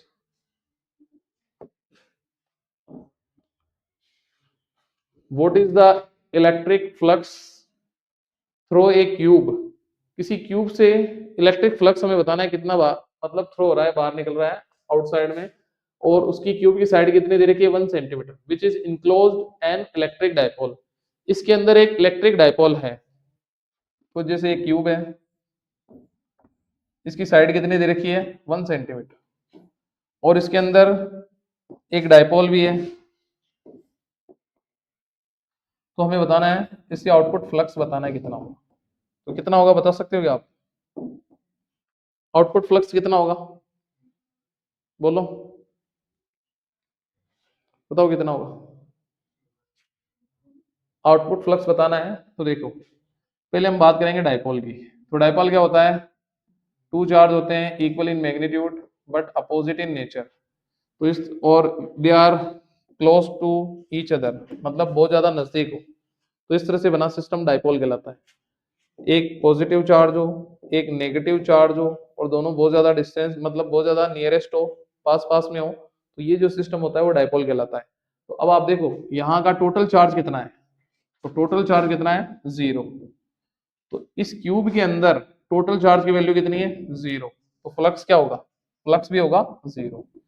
ये हालांकि कोई जरूरी नहीं कि आपको बोले, जैसे एक ऐसे भी बोलते हैं 5 डायपोल 8 डायपोल, तो कितने भी डायपोल हो टोटल चार्ज कितना रहेगा, 0। देखो यहाँ पे जैसे दो डायपोल लें, plus q minus q minus, तो टोटल चार्ज कितना है, 0। और ले लो plus q minus q, total charge कितना हो जाएगा, 0। और भी ले सकते हैं प्लस क्यू माइनस क्यू, तो डायपोल कितने भी हो यहाँ पे टोटल चार्ज कितना रहेगा, 0 रहेगा, तो उससे आउटपुट फ्लक्स कितना रहेगा, वो रहेगा 0। ये क्वेश्चन ऐसे भी देते हैं, जैसे कई बार जैसे मान लो क्यूब है या कोई सर्किल है या क्लोज सरफेस है, उसमें बोलेंगे प्लस माइनस 1 माइक्रोकूलम चार्ज रखा हुआ है, तो आपको बताना है इससे आउटपुट फ्लक्स कितना होगा। तो प्लस माइनस 1 माइक्रोकूलम का यहाँ मतलब है dipole, plus 1 microcoulomb minus 1 microcoulomb, ठीक है। तो मैग्नीट्यूड सेम है, नेचर अपोजिट है, ठीक है। तो डायपोल बन गया, तो total charge 0। Plus minus 100 coulomb, तो प्लस 100 माइनस 100, तो यहाँ पे भी टोटल चार्ज कितना हो जाएगा, 0।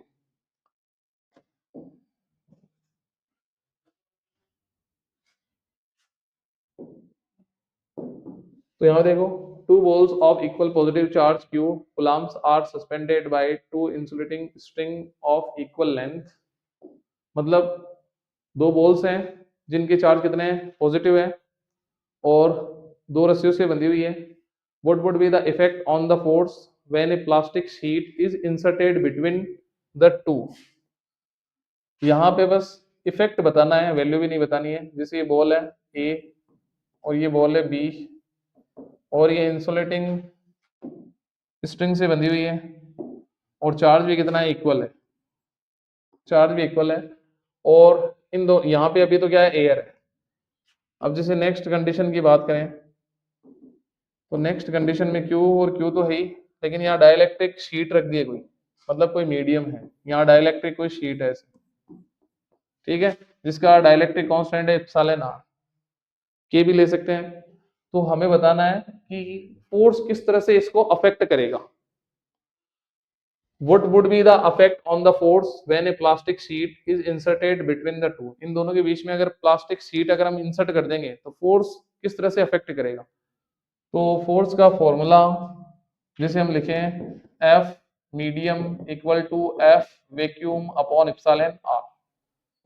तो मीडियम जैसे ही इंसर्ट होगा तो मीडियम की वैल्यू इंक्रीज होने पर फोर्स क्या हो जाएगा, डिक्रीज, ठीक है। मीडियम की वैल्यू इंक्रीज होने पर फोर्स क्या हो जाएगा, डिक्रीज। तो यहाँ अगर जैसे ही फोर्स मतलब कोई प्लास्टिक की शीट वगैरह इंसर्ट करेंगे दो पॉइंट चार्ज के बीच में, तो मीडियम इंक्रीज होगा, और मीडियम इंक्रीज होने की वजह से डाइलेक्ट्रिक कांस्टेंट की वैल्यू क्या होगी, इंक्रीज होगी, जिसकी वजह से फोर्स क्या हो जाएगा, डिक्रीज। ये फॉर्मूला पता है क्या आप सभी को। तो यहाँ पे ये मीडियम का है, अगर आप किसी का ऐसे निकालना चाहो एयर में, तो ये हो जाएगा 1/4 pi epsilon naught Q square upon R square.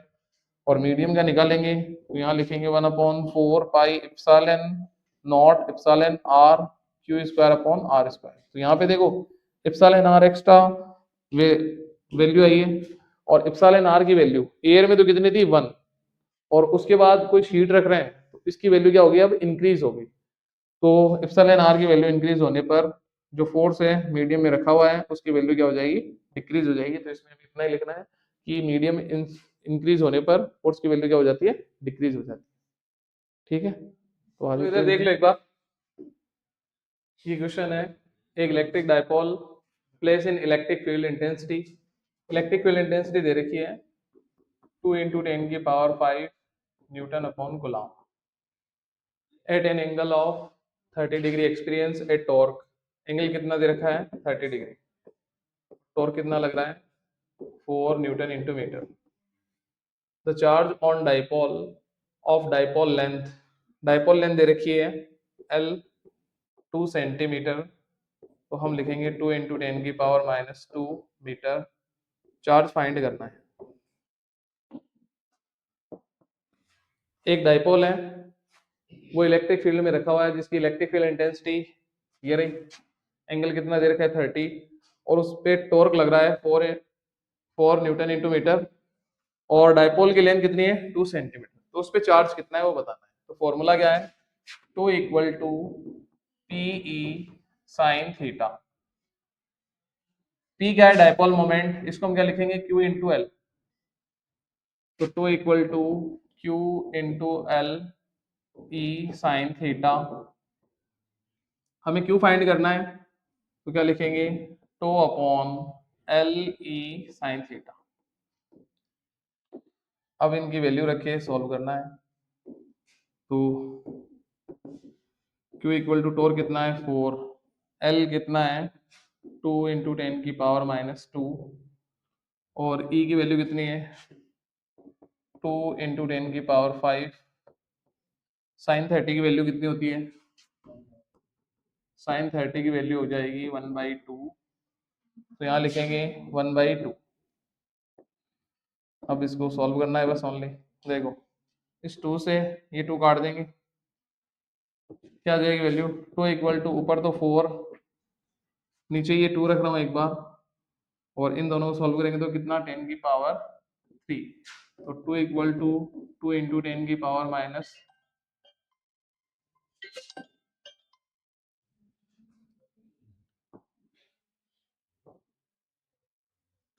यहाँ क्यों लिखना है, तो ये होगा 10⁻3, तो 2 इंटू 10⁻3 कूलाम, तो यह आ जाएगा 2 माइक्रो कूलाम। तो इस क्वेश्चन का आंसर आ जाएगा Q equal to 2 into 10⁻3 coulomb, या 2 इंटू मतलब 2 माइक्रो कूलाम। देखो एक बार वापस बता रहा हूँ, समझ में आ गया होगा वैसे तो सभी के, ठीक है। देखो E की वैल्यू गिवन है आपको, थीटा की वैल्यू गिवन है, साइन 30 की वैल्यू 1/2 है, टॉर्क गिवन है, लेंथ गिवन है, हमें चार्ज निकालना है। तो यूनिफॉर्म इलेक्ट्रिक फील्ड में जब कोई इलेक्ट्रिक डाइपोल रखा हो तो उस पर टॉर्क ये लगता है। तो यहाँ पे हमें Q की वैल्यू पूछी है, ये सब वैल्यू इनपुट करके हम इजीली फाइंड कर सकते हैं, ठीक है। इस टाइप ये क्वेश्चन नीट में भी आया हुआ है, इस टाइप का question. 2 point charge plus Q and minus Q are located at x की x equal to 0 and x equal to L। मतलब प्लस 8Q चार्ज कहाँ पे लोकेटेड है, x इक्वल टू 0 पर, माइनस 2Q चार्ज कहाँ पे located है, x equal to L। The point on x axis at which net electric field is 0 due to these charge। तो यहाँ पे ये जो दो चार्ज रखे हुए हैं, जैसे यहाँ पे रखा हुआ है प्लस 8Q, और ये इस पॉइंट पे रखा हुआ है, यहाँ पे हम लिख सकते हैं x इक्वल टू 0। और नेक्स्ट पॉइंट है, यहाँ पे कौन सा चार्ज है माइनस 2Q, और यहाँ पे हम लिख सकते हैं x इक्वल टू L। तो ये टोटल लेंथ कितनी है L। अब हमें बोला है यहाँ पे the point on x axis at which net electric field is 0। मतलब इस x एक्सिस पे एक ऐसा पॉइंट हमें चेक करना है जहां नेट इलेक्ट्रिक फील्ड के आने चाहिए 0। तो सबसे पहले देखो आपने न्यूट्रल पॉइंट के बारे में पढ़ा होगा। न्यूट्रल पॉइंट क्या है, जैसे Q1 और ये Q2। तो न्यूट्रल पॉइंट कौन सा पॉइंट होता है जहां पर इलेक्ट्रिक फील्ड इंटेंसिटी या फोर्स की वैल्यू क्या हो 0। अगर इन दोनों के मैग्नीट्यूड सेम हुए, इन दोनों के मतलब इन दोनों के मैग्नीट्यूड सेम हुए 10 कूलाम और 10 कूलाम, तो ये मैग्नेट इसका जो न्यूट्रल पॉइंट होगा वो क्या होगा, दोनों के मिड पॉइंट पे होगा, ठीक है। जितना फोर्स ये लगेगा उतना ही फोर्स ये लगेगा। और अगर मान लो मैग्नीट्यूड किसी एक का कम है, मान लो इसका 10 है इसका 100 है, तो न्यूट्रल पॉइंट जो कम चार्ज है उसकी तरफ आ जाता है। तो अगर दोनों पॉजिटिव चार्ज या दोनों नेगेटिव चार्ज सेम नेचर के होंगे तब तो इन दोनों के बीच में कहीं मिल जाएगा, ठीक है। लेकिन अगर एक पॉजिटिव चार्ज हुआ और एक नेगेटिव चार्ज हुआ, तो अब न्यूट्रल पॉइंट कहाँ मिलेगा, तो अब न्यूट्रल पॉइंट मिलेगा इन दोनों के बीच में नहीं मिलेगा, पॉजिटिव या नेगेटिव की साइड में मिलेगा। अब जैसे मान लो ये 100 गुलाम है और ये मान लो 1 गुलाम है, तो इस तरफ मिलेगा। ये मान लो 101 या 1010 है, 110 गुलाम है, तो यहाँ पे न्यूट्रल पॉइंट इस साइड में मिलेगा, मतलब कम मैग्नीट्यूड की तरफ न्यूट्रल पॉइंट मिलेगा। और अगर दोनों पॉजिटिव या नेगेटिव है तो दोनों के बीच में मिलेगा, और अगर नेचर इनकी सेम है तो इनके बाहर की तरफ मिलेगा, आउटसाइड की तरफ मिलेगा। और मतलब आउटसाइड में भी किसको चेक करना है कि जिसका मैग्नीट्यूड कम है उसकी तरफ मिलेगा। तो अब यहाँ पे देखो, ये है +8Q और ये है -2Q, तो इनके बीच में तो नहीं मिलेगा, आउटसाइड में मिलेगा। तो आउटसाइड में किस तरफ मिलेगा, जहां मैग्नीट्यूड कम हो। मैग्नीट्यूड यहाँ पर कम है तो यहाँ पे देखो, इसको हम आगे की तरफ बढ़ाएंगे और यहाँ पे कोई पॉइंट P मान लेंगे जहां पर नेट इलेक्ट्रिक फील्ड इंटेंसिटी क्या है, 0 है। इस पॉइंट पर नेट इलेक्ट्रिक फील्ड इंटेंसिटी 0 है। और यहाँ इलेक्ट्रिक फील्ड इंटेंसिटी की डायरेक्शन आपको पता है, जब सिंगल पॉजिटिव चार्ज हो तो पॉजिटिव से दूर, और नेगेटिव चार्ज हो तो नेगेटिव चार्ज की तरफ। तो इस पॉजिटिव चार्ज की वजह से इस पॉइंट पर इलेक्ट्रिक फील्ड इंटेंसिटी होगी इस तरफ E1, और इस नेगेटिव चार्ज की वजह से इलेक्ट्रिक फील्ड इंटेंसिटी होगी नेगेटिव चार्ज की तरफ, यहाँ पे लिखेंगे E2। और ये वाले जो डिस्टेंस है .2Q से, तो ये डिस्टेंस हम मान लेंगे, जैसे मान लो R मान लो। अब हमें R की वैल्यू क्या करनी है, फाइंड करनी है। तो यहाँ पे इलेक्ट्रिक फील्ड इंटेंसिटी E1 की वजह से हम निकालेंगे, तो E1 की वजह से इलेक्ट्रिक फील्ड इंटेंसिटी क्या होगी, देखो यहाँ पे हम लिख लेते हैं E equal to E1 minus E2, क्योंकि अपोजिट डायरेक्शन में EP की वैल्यू 0 है, तो 0 equal to E1 minus E2, तो E1 इक्वल टू E2। अब हमें E1 E2 की वैल्यू रखनी है। तो पॉइंट चार्ज की वजह से इलेक्ट्रिक फील्ड इंटेंसिटी क्या होती है, KQ अपॉन R स्क्वायर, मतलब उस पॉइंट से, उस चार्ज से उस पॉइंट की डिस्टेंस का स्क्वायर। तो यहाँ पे अगर हमें इस 8Q से इलेक्ट्रिक फील्ड इंटेंसिटी निकालनी है तो डिस्टेंस ये वाली लेनी है। कौन सी डिस्टेंस लेंगे, R प्लस L। और इस 2Q से निकालना है तो डिस्टेंस हमें ओनली लेनी है R। तो यहाँ लिखेंगे Q कितना आएगा, 8Q, और डिस्टेंस कितनी आ जाएगी, R प्लस L का होल स्क्वायर। इधर लिखेंगे K और इधर लिखेंगे हम 2Q, और डिस्टेंस हो जाएगी R स्क्वायर। अब जब इन दोनों को सॉल्व करें हम, तो K से तो K काट सकते हैं, Q से Q काट देंगे, 2 से इसको काट देंगे 4, तो 4 अपॉन R प्लस L का होल स्क्वायर, इसको लिखेंगे 1 अपॉन R स्क्वायर। इसको हम ऐसे लिख सकते हैं, देखो 4 को क्या लिखेंगे, 4 को लिख सकते हैं, 4 को लिख सकते हैं हम 2 का स्क्वायर, तो यहाँ लिखेंगे 2 का square upon R plus L का होल स्क्वायर। इधर लिखेंगे 1 का स्क्वायर अपॉन R का स्क्वायर, 1 का स्क्वायर ले सकते हैं, ये सारे स्क्वायर हटा दो, या एक सारे स्क्वायर हटाएंगे तो 2 अपॉन R प्लस L, और ये होगा 1 अपॉन R। तो यहाँ लिखेंगे 2R equal to R plus L, तो R इधर आ जाएगा, तो 2R minus R equal to L, तो R इक्वल टू कितना आ जाएगा, L। मतलब -2Q चार्ज से डिस्टेंस कितनी होगी, ये पहले जो डिस्टेंस है उसके इक्वल ही होगी, ठीक है। तो -Q से अगर डिस्टेंस हम निकालेंगे, -Q से उस पॉइंट की डिस्टेंस निकालेंगे -2Q से, तो वो डिस्टेंस आएगी L। और अगर +8Q से निकालेंगे तो वो डिस्टेंस कितनी आएगी, 2L। समझ गए बात, वापस बता देता हूँ एक बार। यहाँ हमें बोला है दो चार्ज है 8Q और -2Q, इनका जो इनकी पोजीशन दे रखी है, ये कहाँ पे, x इक्वल टू 0 पे, और ये है x इक्वल टू L पे। अब जब दोनों सेम नेचर के होते हैं तो इनका जो न्यूट्रल पॉइंट है इन दोनों के बीच में कहीं मिल जाता है, मिड पॉइंट में, मतलब मिड पॉइंट या कहीं पे भी मिल सकता है इन दोनों के बीच में। लेकिन अगर नेचर अपोजिट है तो आउटसाइड में मिलेगा। अब आउटसाइड में किस तरफ करना है, इधर करना है कि उधर करना है, तो हमें ये चेक करना है कि कम मैग्नीट्यूड की तरफ मिलेगा। तो कम मैग्नीट्यूड -2Q है, और इस पॉइंट पे नेट इलेक्ट्रिक फील्ड इंटेंसिटी हमने 0 कर दी, और फिर E की वैल्यू रख के सॉल्व करके हमने R की वैल्यू निकाल ली। तो -2Q से डिस्टेंस रहेगी कितनी, R, और R की डिस्टेंस कितनी है, L के इक्वल, और 8Q से डिस्टेंस कितनी रहेगी, 2L। क्लियर। अगला क्वेश्चन देखो, the electric potential V at any point XYZ is given by मतलब v की वैल्यू दे रखी है 3x², where x is in metres and v in volts. x metre में दे रखा है, v वोल्ट में दे रखा है। The electric field at the point, the electric field at the point, किस किस पॉइंट पे निकालना है? हमें निकालना है 1 मीटर पे, उसके बाद निकालना है 0.2 मीटर पे, उसके बाद अलग ही मतलब x y z तीनों पॉइंट दे रखे हैं और यहाँ 1 और 2 ही दे रखा है, मतलब 1 मीटर और 0.2 मीटर। तो अगला पॉइंट कुछ नहीं दे रखा है तो 0 मीटर मान सकते हो आप, मतलब इन पॉइंट पे निकालना है। 1 मीटर पे इलेक्ट्रिक फील्ड क्या होगा, 0.2 मीटर पे इलेक्ट्रिक फील्ड क्या होगा और 0 पे इलेक्ट्रिक फील्ड क्या होगा, फिर इन ऑप्शन के अकॉर्डिंग बताना है। तो ऑप्शन में जैसे दे रखा है 6 वोल्ट पर मीटर अलोंग एक्स एक्सिस होगा, 6 वोल्ट पर मीटर प्लस एक्स एक्सिस, इसी तरह ये मतलब एक्स के अलोंग ही होगा। ये तो हमें ऑप्शन के अकॉर्डिंग पता चल रहा है। तो अब हम देखो इसको कैसे करेंगे। ये फॉर्मूला पढ़ा होगा आपने, E equal to minus dV upon dr, potential gradient. तो अगर हम एक्स एक्सिस के अकॉर्डिंग इसको सॉल्व करें तो एक्स एक्सिस के अकॉर्डिंग आएगा E x equal to minus dV upon dx।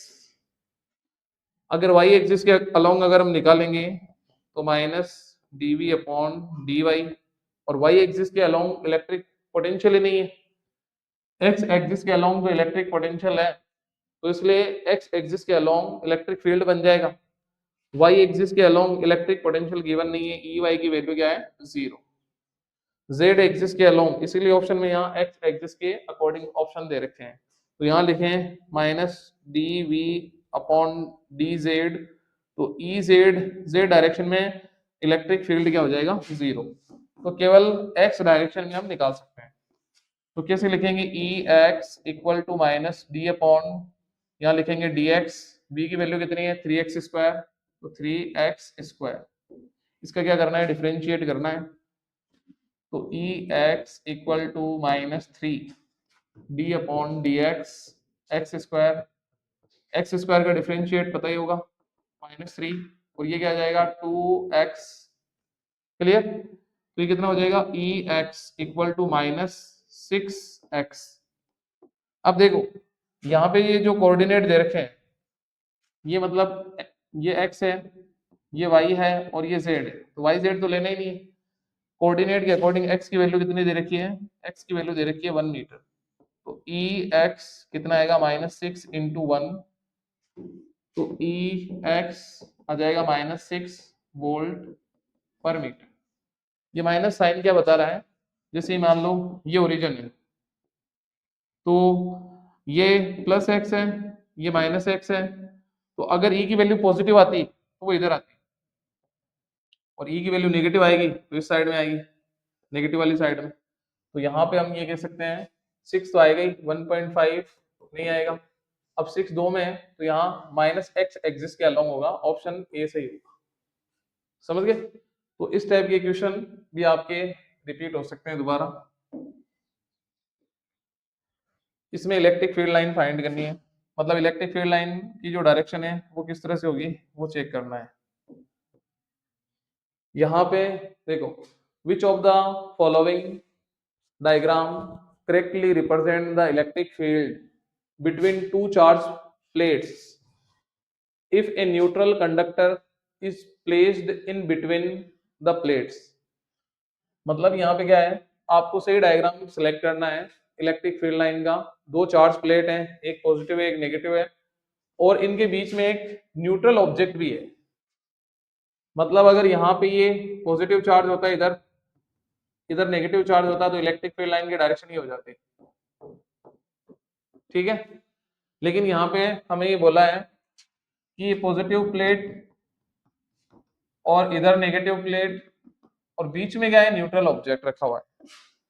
तो न्यूट्रल ऑब्जेक्ट रखा हुआ है, तो अब हमें बताना है इलेक्ट्रिक फील्ड लाइन की जो डायरेक्शन, जो मतलब जो इलेक्ट्रिक फील्ड लाइन का जो रिप्रेजेंटेशन है वो कौन सा सही है।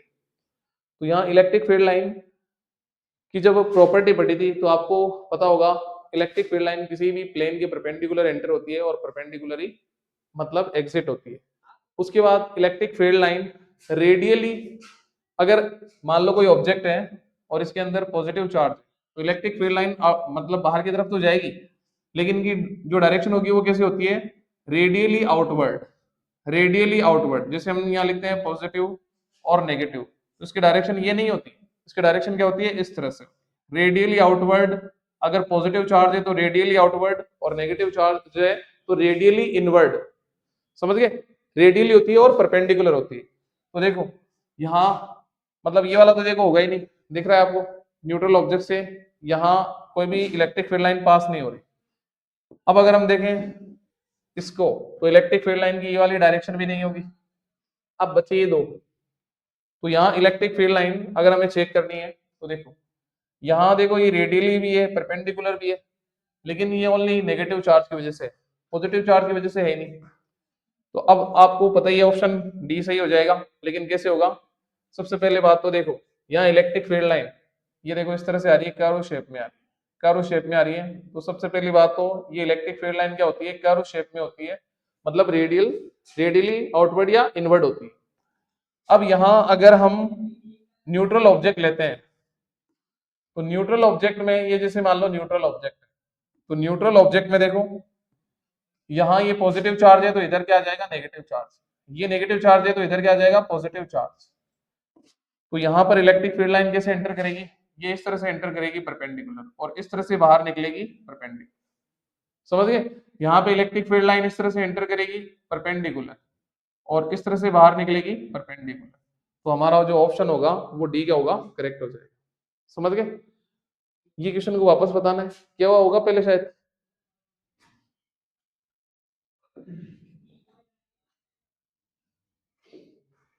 The magnitude of electric field due to a point charge 2q. The magnitude of electric field due to a point charge 2q. हम कई बार चार्ज क्यू लेते हैं, यहाँ पे 2q की वजह से दे रखा है, जब हम बोलते हैं ना इलेक्ट्रिक फील्ड इंटेंसिटी हमें निकालनी है किसी पॉइंट चार्ज की वजह से, तो चार्ज क्यू लेते हैं। जैसे ये पॉइंट ओ है, यहाँ पे चार्ज क्यू है, आर डिस्टेंस पे पॉइंट पी, तो इलेक्ट्रिक फील्ड इंटेंसिटी क्या लिखते हैं, के क्यू अपॉन आर स्क्वायर। लेकिन अब हमें क्वेश्चन में क्या दे दिया, क्वेश्चन में हमें दे दिया आर डिस्टेंस है, पॉइंट पी है, और यहाँ चार्ज कितना है 2q, तो 2q की वजह से इलेक्ट्रिक फील्ड इंटेंसिटी क्या हो जाएगी, वो हो जाएगी 2kq अपॉन आर, ये हो जाएगी, चार्ज की वैल्यू 2 ले लेंगे। अब हमें क्या करना है, then the magnitude of electric field due to a uniformly charge thin spherical shell of radius r, मतलब एक स्फेरिकल शेल है जिसकी रेडियस कितनी है, कैपिटल R है, with the total charge q at a distance small r by 2, मतलब ये spherical shell है तो इसकी स्मॉल r by 2 डिस्टेंस पे, मतलब जैसे मान लो ये पहले डिस्टेंस ये वाली थी r, मतलब ये वाली डिस्टेंस थी r, इस पॉइंट पर इलेक्ट्रिक फील्ड इंटेंसिटी क्या थी 2kq अपॉन r। अब हमें बोला है कि इसकी हाफ डिस्टेंस पे, मतलब इस पॉइंट पे इलेक्ट्रिक फील्ड इंटेंसिटी क्या होगी। तो इस पॉइंट पे इलेक्ट्रिक फील्ड इंटेंसिटी अगर हमें बतानी है तो क्या आएगी, तो सबसे पहली बात अगर हम देखें स्फेरिकल शेल है, तो शेल में क्या होता है, स्फेरिकल शेल में पॉजिटिव चार्ज यूनिफॉर्मली डिस्ट्रीब्यूटेड होता है, स्फेरिकल शेल में जो चार्ज होता है यूनिफॉर्मली क्या होता है, डिस्ट्रीब्यूटेड होता है। ठीक है, तो अगर हम बात करें यहाँ पे, अगर आउटसाइड में इलेक्ट्रिक फील्ड इंटेंसिटी निकालेंगे तो क्या होती है, ई इक्वल टू के क्यू अपॉन आर स्क्वायर, और अगर यहाँ मैग्नीट्यूड ऑफ चार्ज कितना दे रखा है 2q, तो ये वाली वैल्यू आ जाएगी। अब अगर हम बात करें यहाँ पे कि इनसाइड में, इनसाइड की अगर हम बात करें तो इनसाइड में इलेक्ट्रिक फील्ड इंटेंसिटी क्या होती है, 0 होती है। ठीक है, तो हमें लग सकता है ऑप्शन 0 है, तो यहाँ 0 हो तो सकता है, लेकिन 0 कब हो सकता है, जब हमें यहाँ इस क्वेश्चन में बोले इनसाइड, तो इनसाइड यहाँ पे हमें क्वेश्चन में बोला नहीं है, क्वेश्चन में हमें क्या बोला है कि स्मॉल r कैपिटल R से ग्रेटर है। तो यहाँ पे हम क्या है, जैसे मान लो इसकी डिस्टेंस कितनी, मतलब इसकी रेडियस कितनी, मान लो 10 सेंटीमीटर, और r अब कितना लिया हमें पता ही नहीं।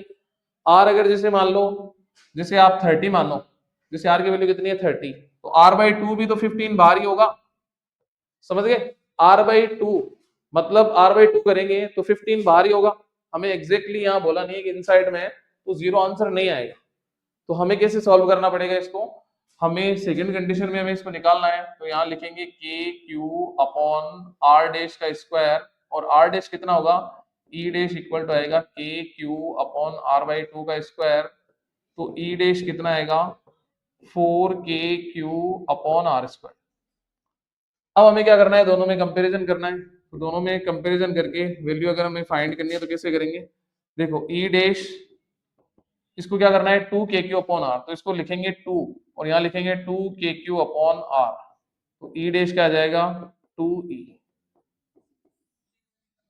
समझ गए, दोबारा बताने गई, मतलब यहाँ इनसाइड में जीरो होता है लेकिन यहाँ जीरो नहीं होगा, क्योंकि इस क्वेश्चन में हमें एग्जैक्टली बोला नहीं है कि जो r/2 डिस्टेंस है वो इनसाइड की तरफ है।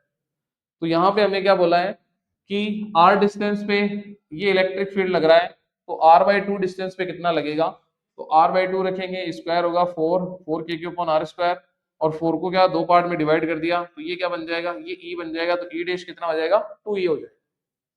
हो गया, अगला देखो,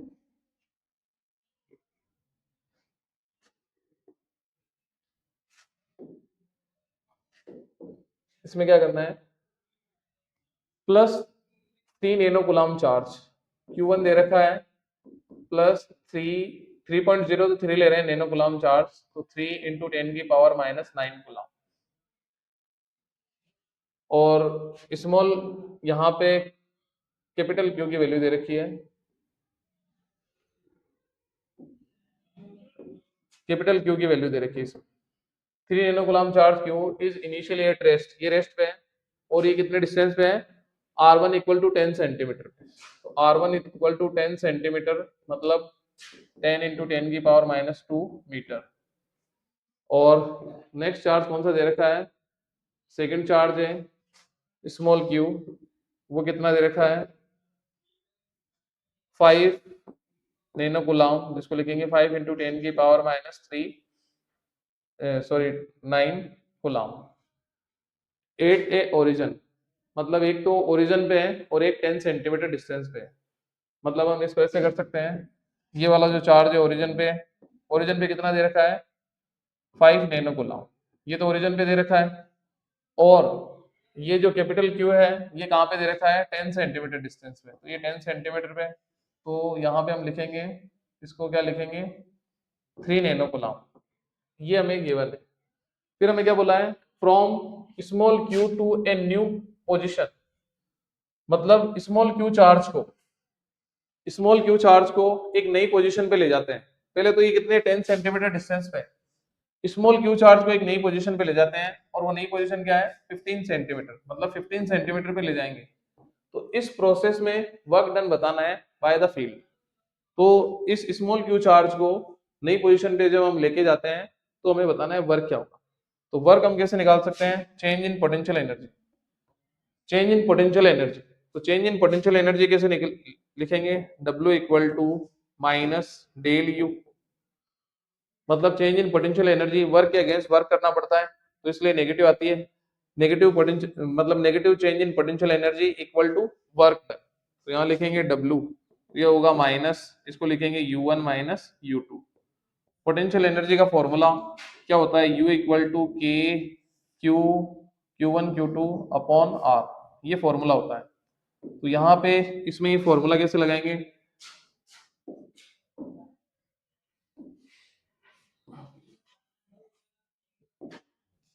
इसमें फॉर्मूला लगाएंगे W = माइनस, इधर लिखेंगे हम, यहाँ पे क्या लिखेंगे K small q capital Q/R1 minus, यहाँ पे लिखेंगे K small q capital Q/R। तो W = K small q capital Q 1/R1 minus 1/R।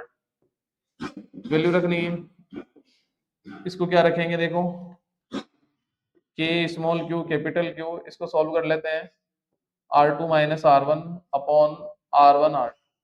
अब इसकी वैल्यू सॉल्व करना है, W = K कितना है 9 × 10⁹ स्मॉल q की वैल्यू हम ले लेंगे 5 नैनो कूलम, तो 5 × 10⁻⁹।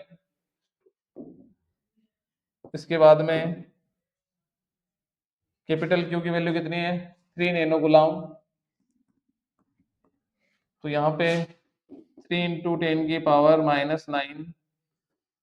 अब R2 कितना दे रखा है, R2 है, R2 लिखा नहीं क्या, R2 15 सेंटीमीटर है, R2 15 सेंटीमीटर, तो यहाँ लिखेंगे 15 इंटू 10 की पावर -2 इंटू 10 -10 इंटू 10 की पावर -2, और यहाँ लिखेंगे 15 इंटू 10 की पावर -2 इंटू 10 इंटू 10 की पावर -2। अब ये कैलकुलेशन करेंगे तो हमारा आंसर आएगा। तो कैलकुलेशन देखो कैसे करनी है। देखो ये 10 की पावर प्लस और ये 10 की पावर -9, ये तो कट जाएंगे। अब इनको मल्टीप्लाई कर लो आप, ये कितने हो जाएंगे 15, और 15 और 9 कितने हो जाएंगे 135, 135 इंटू 10 की पावर -9। ये कैलकुलेशन तो समझ में आ गई होगी आपको। अब क्या करना है, देखो इनमें क्या करना है, 10 की पावर -2 कॉमन ले लेंगे, तो 10 की पावर -2 कॉमन, और 15 में से 10 जाएगा तो कितना 5, और नीचे कितने 10 की पावर -2, 10 की पावर -2 कितने होंगे 10 की पावर -4, और ये कितने आ जाएंगे, ये आ जाएंगे 150। अब अगर हम इसको सॉल्व करें तो कैसे कर सकते हैं, देखो इसको हमें सॉल्व करना है तो यहाँ पे लिखेंगे सबसे पहले तो W इक्वल टू, इसको काटें तो कितनी बार कटेगा 30 टाइम, ठीक है, और यहाँ इसको सॉल्व कर लेते हैं 135 अपॉन 3, और ये कितने हो जाएंगे 10 की पावर -11, और यहाँ एक जीरो कम कर देंगे 10 की पावर -3, तो W इक्वल टू इसको काट लेते हैं, कितनी बार कटेगा ये आ जाएगा 4, 4 आ रहा है इसमें, हाँ 4, उसके बाद आ जाएगा 45 आ रहेगा 45, और ये कितनी बार आ जाएगा 10 की पावर -8। ऑप्शन मैच हो रहा है क्या, तो ऑप्शन मैच हो जाएगा। देखो W equal to 45 upon 10 into 10 की पावर -8, तो W इक्वल टू 4.5 इंटू 10 की पावर -7 जूल। तो इसमें देखो दो ऑप्शन है, दो ही क्या, एक दो ऑप्शन है, तो ऑप्शन यहाँ पे देखो सी होगा। W जो है ना वो नेगेटिव वर्क डन होता है इन चेंज इन पोटेंशियल एनर्जी, तो यहाँ माइनस लेके चलना है, तो ये माइनस आ जाएगा यहाँ पे, तो ये ऑप्शन सी हो जाएगा। ठीक है, वापस बता रहा हूँ एक बार, थोड़ा कॉम्प्लिकेटेड होगा ये क्वेश्चन। मतलब यहाँ पे क्या है, एक चार्ज था ओरिजिन पे ये वाला, और ये 10 सेंटीमीटर डिस्टेंस पे रखा हुआ था।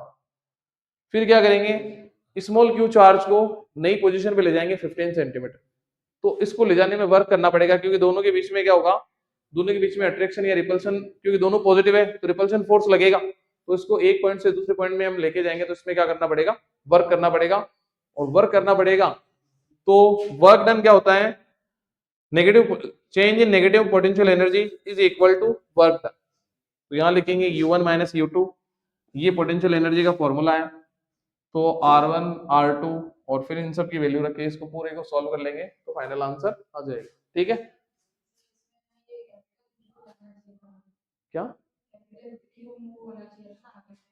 यहाँ पे देखो, मतलब जैसे ये 30 न्यूटन गुलाम स्मॉल क्यू चार्ज है, सॉरी कैपिटल क्यू चार्ज है, इनिशियली एट रेस्ट पे, और R1 कितना देगा 10 centimetre, and 5 nano coulomb charge fixed at the origin, तो ओरिजिन पे ये, ठीक है, the capital Q charge is move, हाँ कैपिटल क्यू चार्ज मूव करेगा, आंसर तो यही रहेगा, आंसर चेंज नहीं होगा। जैसे यहाँ पे देखो, यहाँ पे स्मॉल क्यू चार्ज कौन सा है, वो है मतलब 5 नैनो कूलम,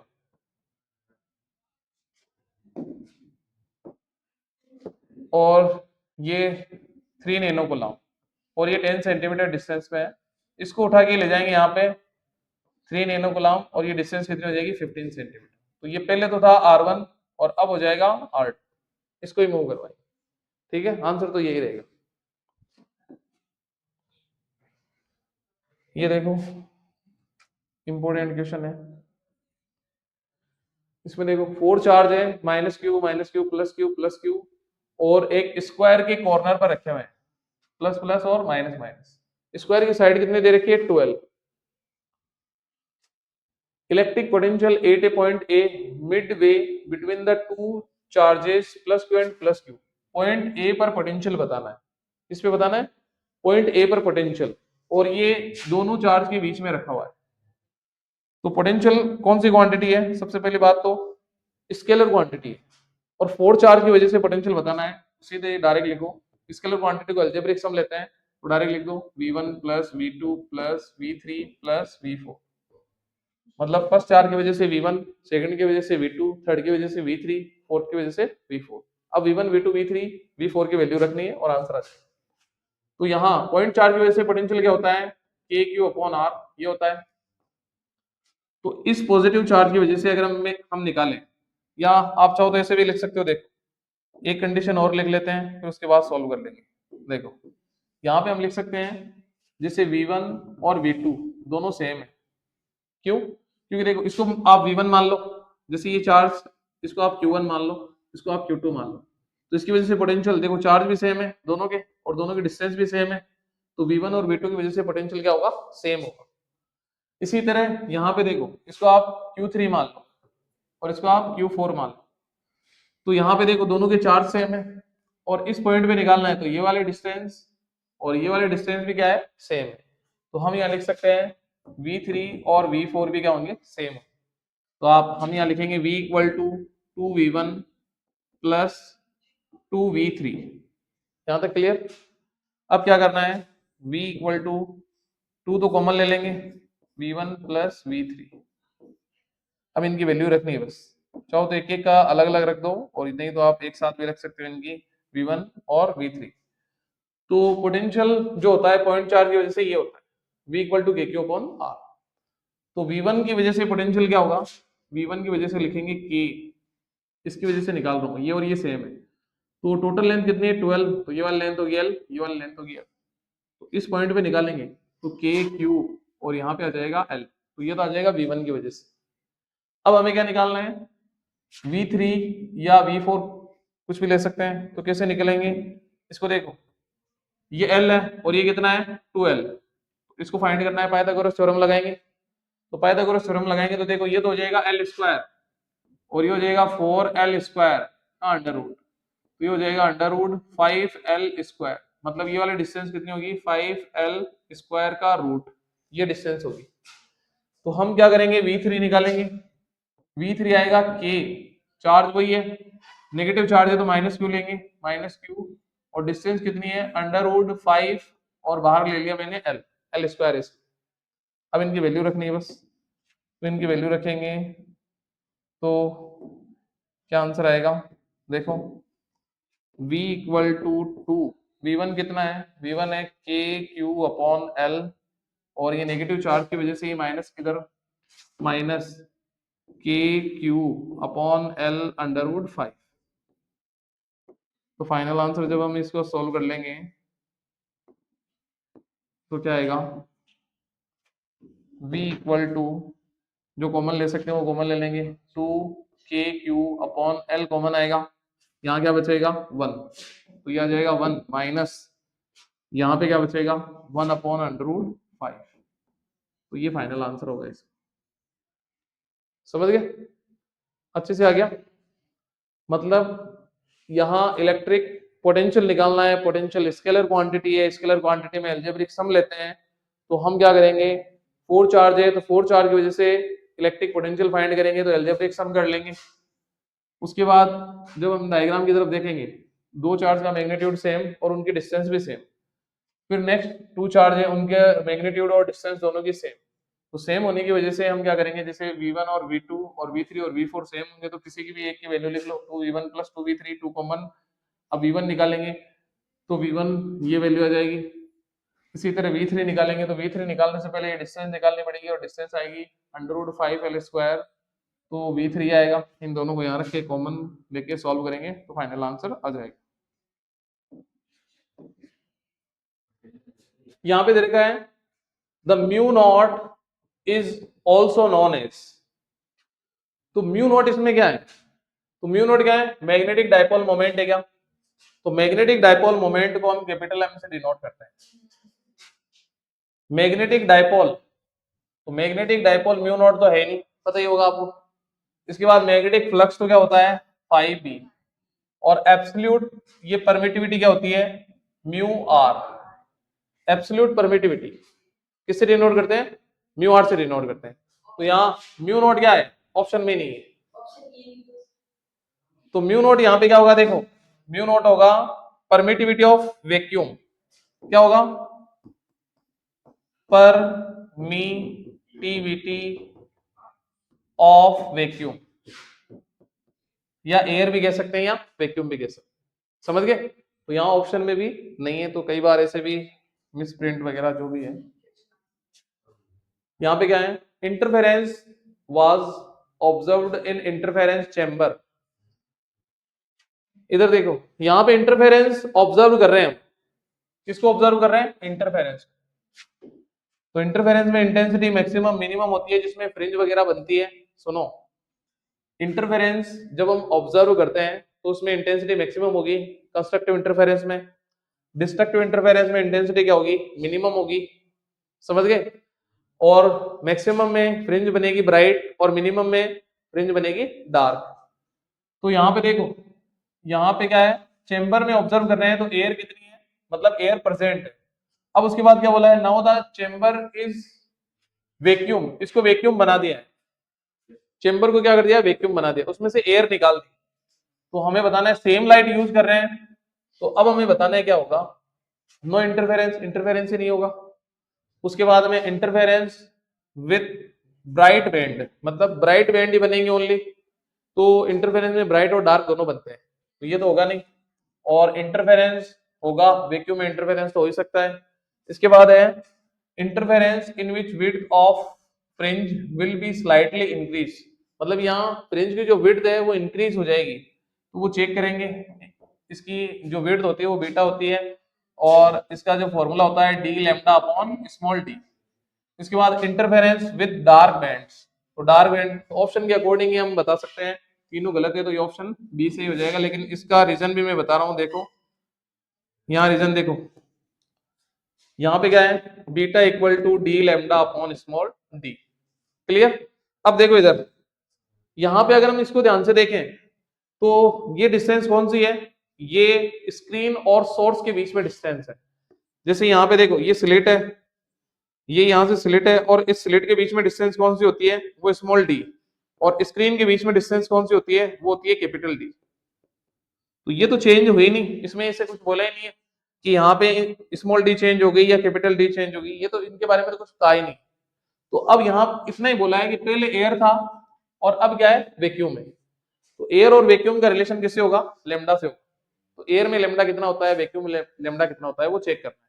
तो लेमडा, अब यहाँ रेफ्रेक्टिव इंडेक्स आएगा, एयर का रेफ्रेक्टिव इंडेक्स कितना होता है और वैक्यूम का रेफ्रेक्टिव इंडेक्स कितना होता है। तो वैक्यूम का रेफ्रेक्टिव इंडेक्स कितना होगा, वैक्यूम वैक्यूम का म्यू कितना होगा 1, और एयर का कितना होगा, एयर का होगा म्यू इक्वल टू 1.00534, इस टाइप की वैल्यू, मतलब 1 से कुछ ज्यादा होगा।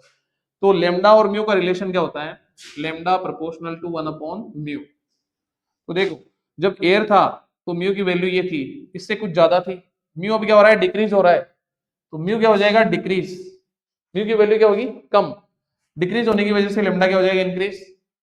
और lambda, beta is directly proportional to lambda, तो लेमडा इंक्रीज होने पर बीटा क्या हो जाएगा, इंक्रीज। मतलब ये बात सही है कि इंटरफेरेंस होगा, इसकी जो विड्थ है, फ्रिंज विड्थ, वो स्लाइटली थोड़ी सी क्या हो जाएगी, बढ़ जाएगी। स्लाइटली क्यों बढ़ेगी, क्योंकि इन दोनों वैल्यू में मामूली सा डिफरेंस है, तो मामूली सी जो इसकी विड्थ होगी वो क्या हो जाएगी, इंक्रीज हो जाएगी। Gauss law of electrostatic would be invalid if, Gauss law जो है ना इनवैलिड है किसमें, the inverse square law was not exactly true, the electric charge was not quantized, they there were magnetic monopoles, the speed of light was not a universal constant. क्या होगा रिधिमा, बताओ श्वेता, क्या होना चाहिए इसमें, गोस लॉ इनवैलिड है तो इसमें कौन सी कंडीशन के लिए, तो देखो the speed of light was not a universal constant, तो speed of light universal constant तो नहीं है, लेकिन उसका गोस लॉ से क्या लेना है, समझ गए। इसके बाद में देखो electric charge was not quantized, तो ये भी गलत है, इलेक्ट्रिक चार्ज में क्वांटाइज रहता है। इसके बाद हम बात करें देवर मैग्नेटिक मोनोपोल्स, तो मैग्नेटिक मोनोपोल्स में भी कोई प्रॉब्लम नहीं है। यहाँ पे ऑप्शन आ जाएगा ए। गोस लॉ इनवर्स लॉ को फॉलो नहीं करता है, कूलम्ब्स लॉ इनवर्स लॉ को फॉलो करता है, ये होता है इनवर्स लॉ, समझ गए। लेकिन गोस लॉ इनवर्स लॉ को कंप्लीटली फॉलो नहीं करता है, क्यों? इधर देखो, ध्यान से देखो, फाई इक्वल टू क्या होता है, Q upon epsilon not, distance पे डिपेंड ही नहीं करता फ्लक्स। जैसे जैसे ये कोई स्फीयर है, इसकी रेडियस कितनी है, मान लो आर, आउटपुट फ्लक्स कितना है, जैसे इसके अंदर, इससे आउटपुट फ्लक्स कितना होगा, इससे आउटपुट फ्लक्स कितना है, जैसे मान लो 1 वोल्ट इंटू मीटर। अब आप क्या करो, रेडियस क्या कर दो, इंक्रीज कर दो, इससे आउटपुट फ्लक्स बताना है आपको, तो इससे आउटपुट फ्लक्स भी वही होगा, सेम ही होगा, R does not depend on radius, समझ गए। और स्क्वायर इनवर्स लॉ को भी ये क्या करता है, फॉलो नहीं करता है, तो यहाँ ऑप्शन क्या आ जाएगा, फर्स्ट। ठीक है, थ्योरी वाले क्वेश्चन आप, हाँ ये तो बिल्कुल इजी क्वेश्चन है, और ये प्रदीप बताएगा, ठीक है। तो इसमें बताना है, in the following figure in the diode which are forward bias are, तो फॉरवर्ड बायस आपको बताना है कि इसमें कौन सा डायोड, कौन सा जो डायग्राम दे रखा है वो फॉरवर्ड बायस में कनेक्टेड। फॉरवर्ड बायस होता क्या है, फॉरवर्ड बायस क्या होता है, पलक बता सकती हो, फॉरवर्ड बायस क्या होता है, बी होगा क्या, हाँ तुम बताओ रिधिमा, फॉरवर्ड बायस क्या होता है, पी क्या होता है, सेमीकंडक्टर है, हाँ हाँ उसको फॉरवर्ड बायस कहते हैं, ठीक है। मतलब P for positive, N for negative, ऐसे याद रख लो, तो इन दोनों को बोलेंगे हम FP, ठीक है। और इसको उल्टा कर देंगे नेगेटिव,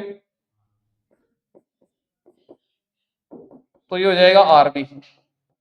अब आप चेक कर लो कौन सा क्या है, तो देखो यहाँ पे डायोड का सिंबल भी बता देता हूँ, ये जैसे डायोड है, इसका सिंबल कुछ इस तरह से होगा, ये इधर वाला P होगा, इधर वाला NO, तो ये आपको पता होना चाहिए। तो देखते हैं हम, इधर तो देखो P है, इधर है N, तो P किससे जुड़ा हुआ है, 10 वोल्ट से, और N किससे जुड़ा हुआ है, इसमें 5 वोल्ट से, तो ये भी तो फॉरवर्ड बायस ही है, समझ गए। तो A FB है फॉरवर्ड बायस। यहाँ P फॉर पॉजिटिव का मतलब है हाई पोटेंशियल, समझ गए, दोनों पॉजिटिव है तो हाई पोटेंशियल, और N का मतलब है लोअर पोटेंशियल, ये भी ध्यान रखना, ठीक है।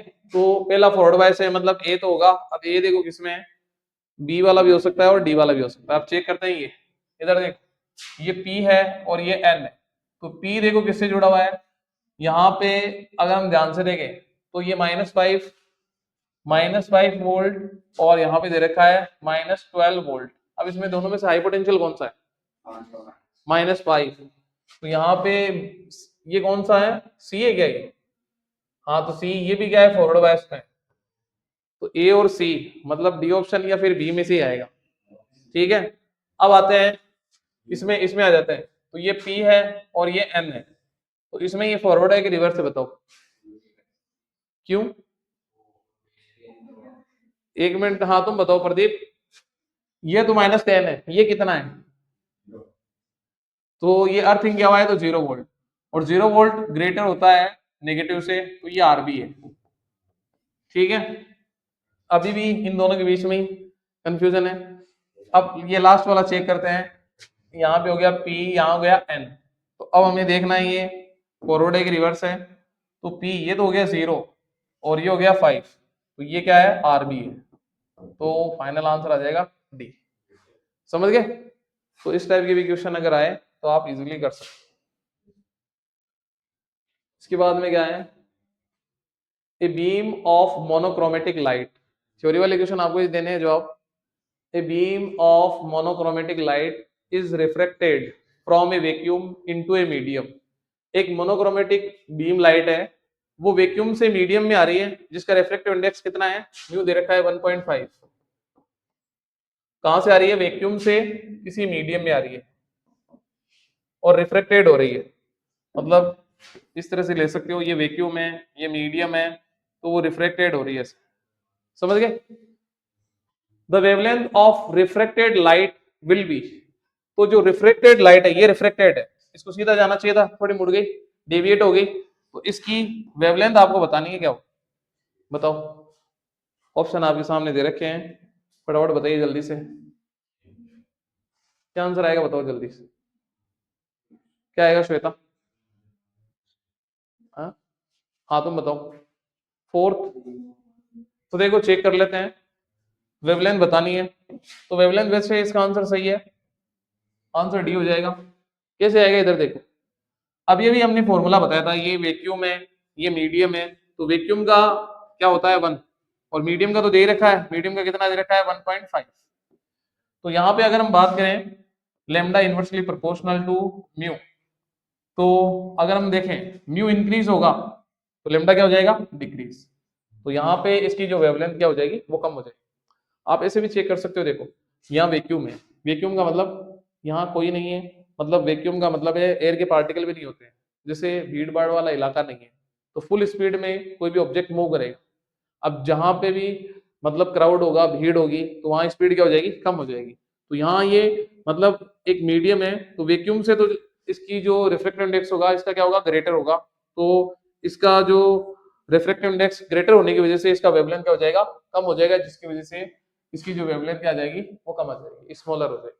ठीक है, तो आज इतना ही रखते हैं, ठीक है, रुको अभी।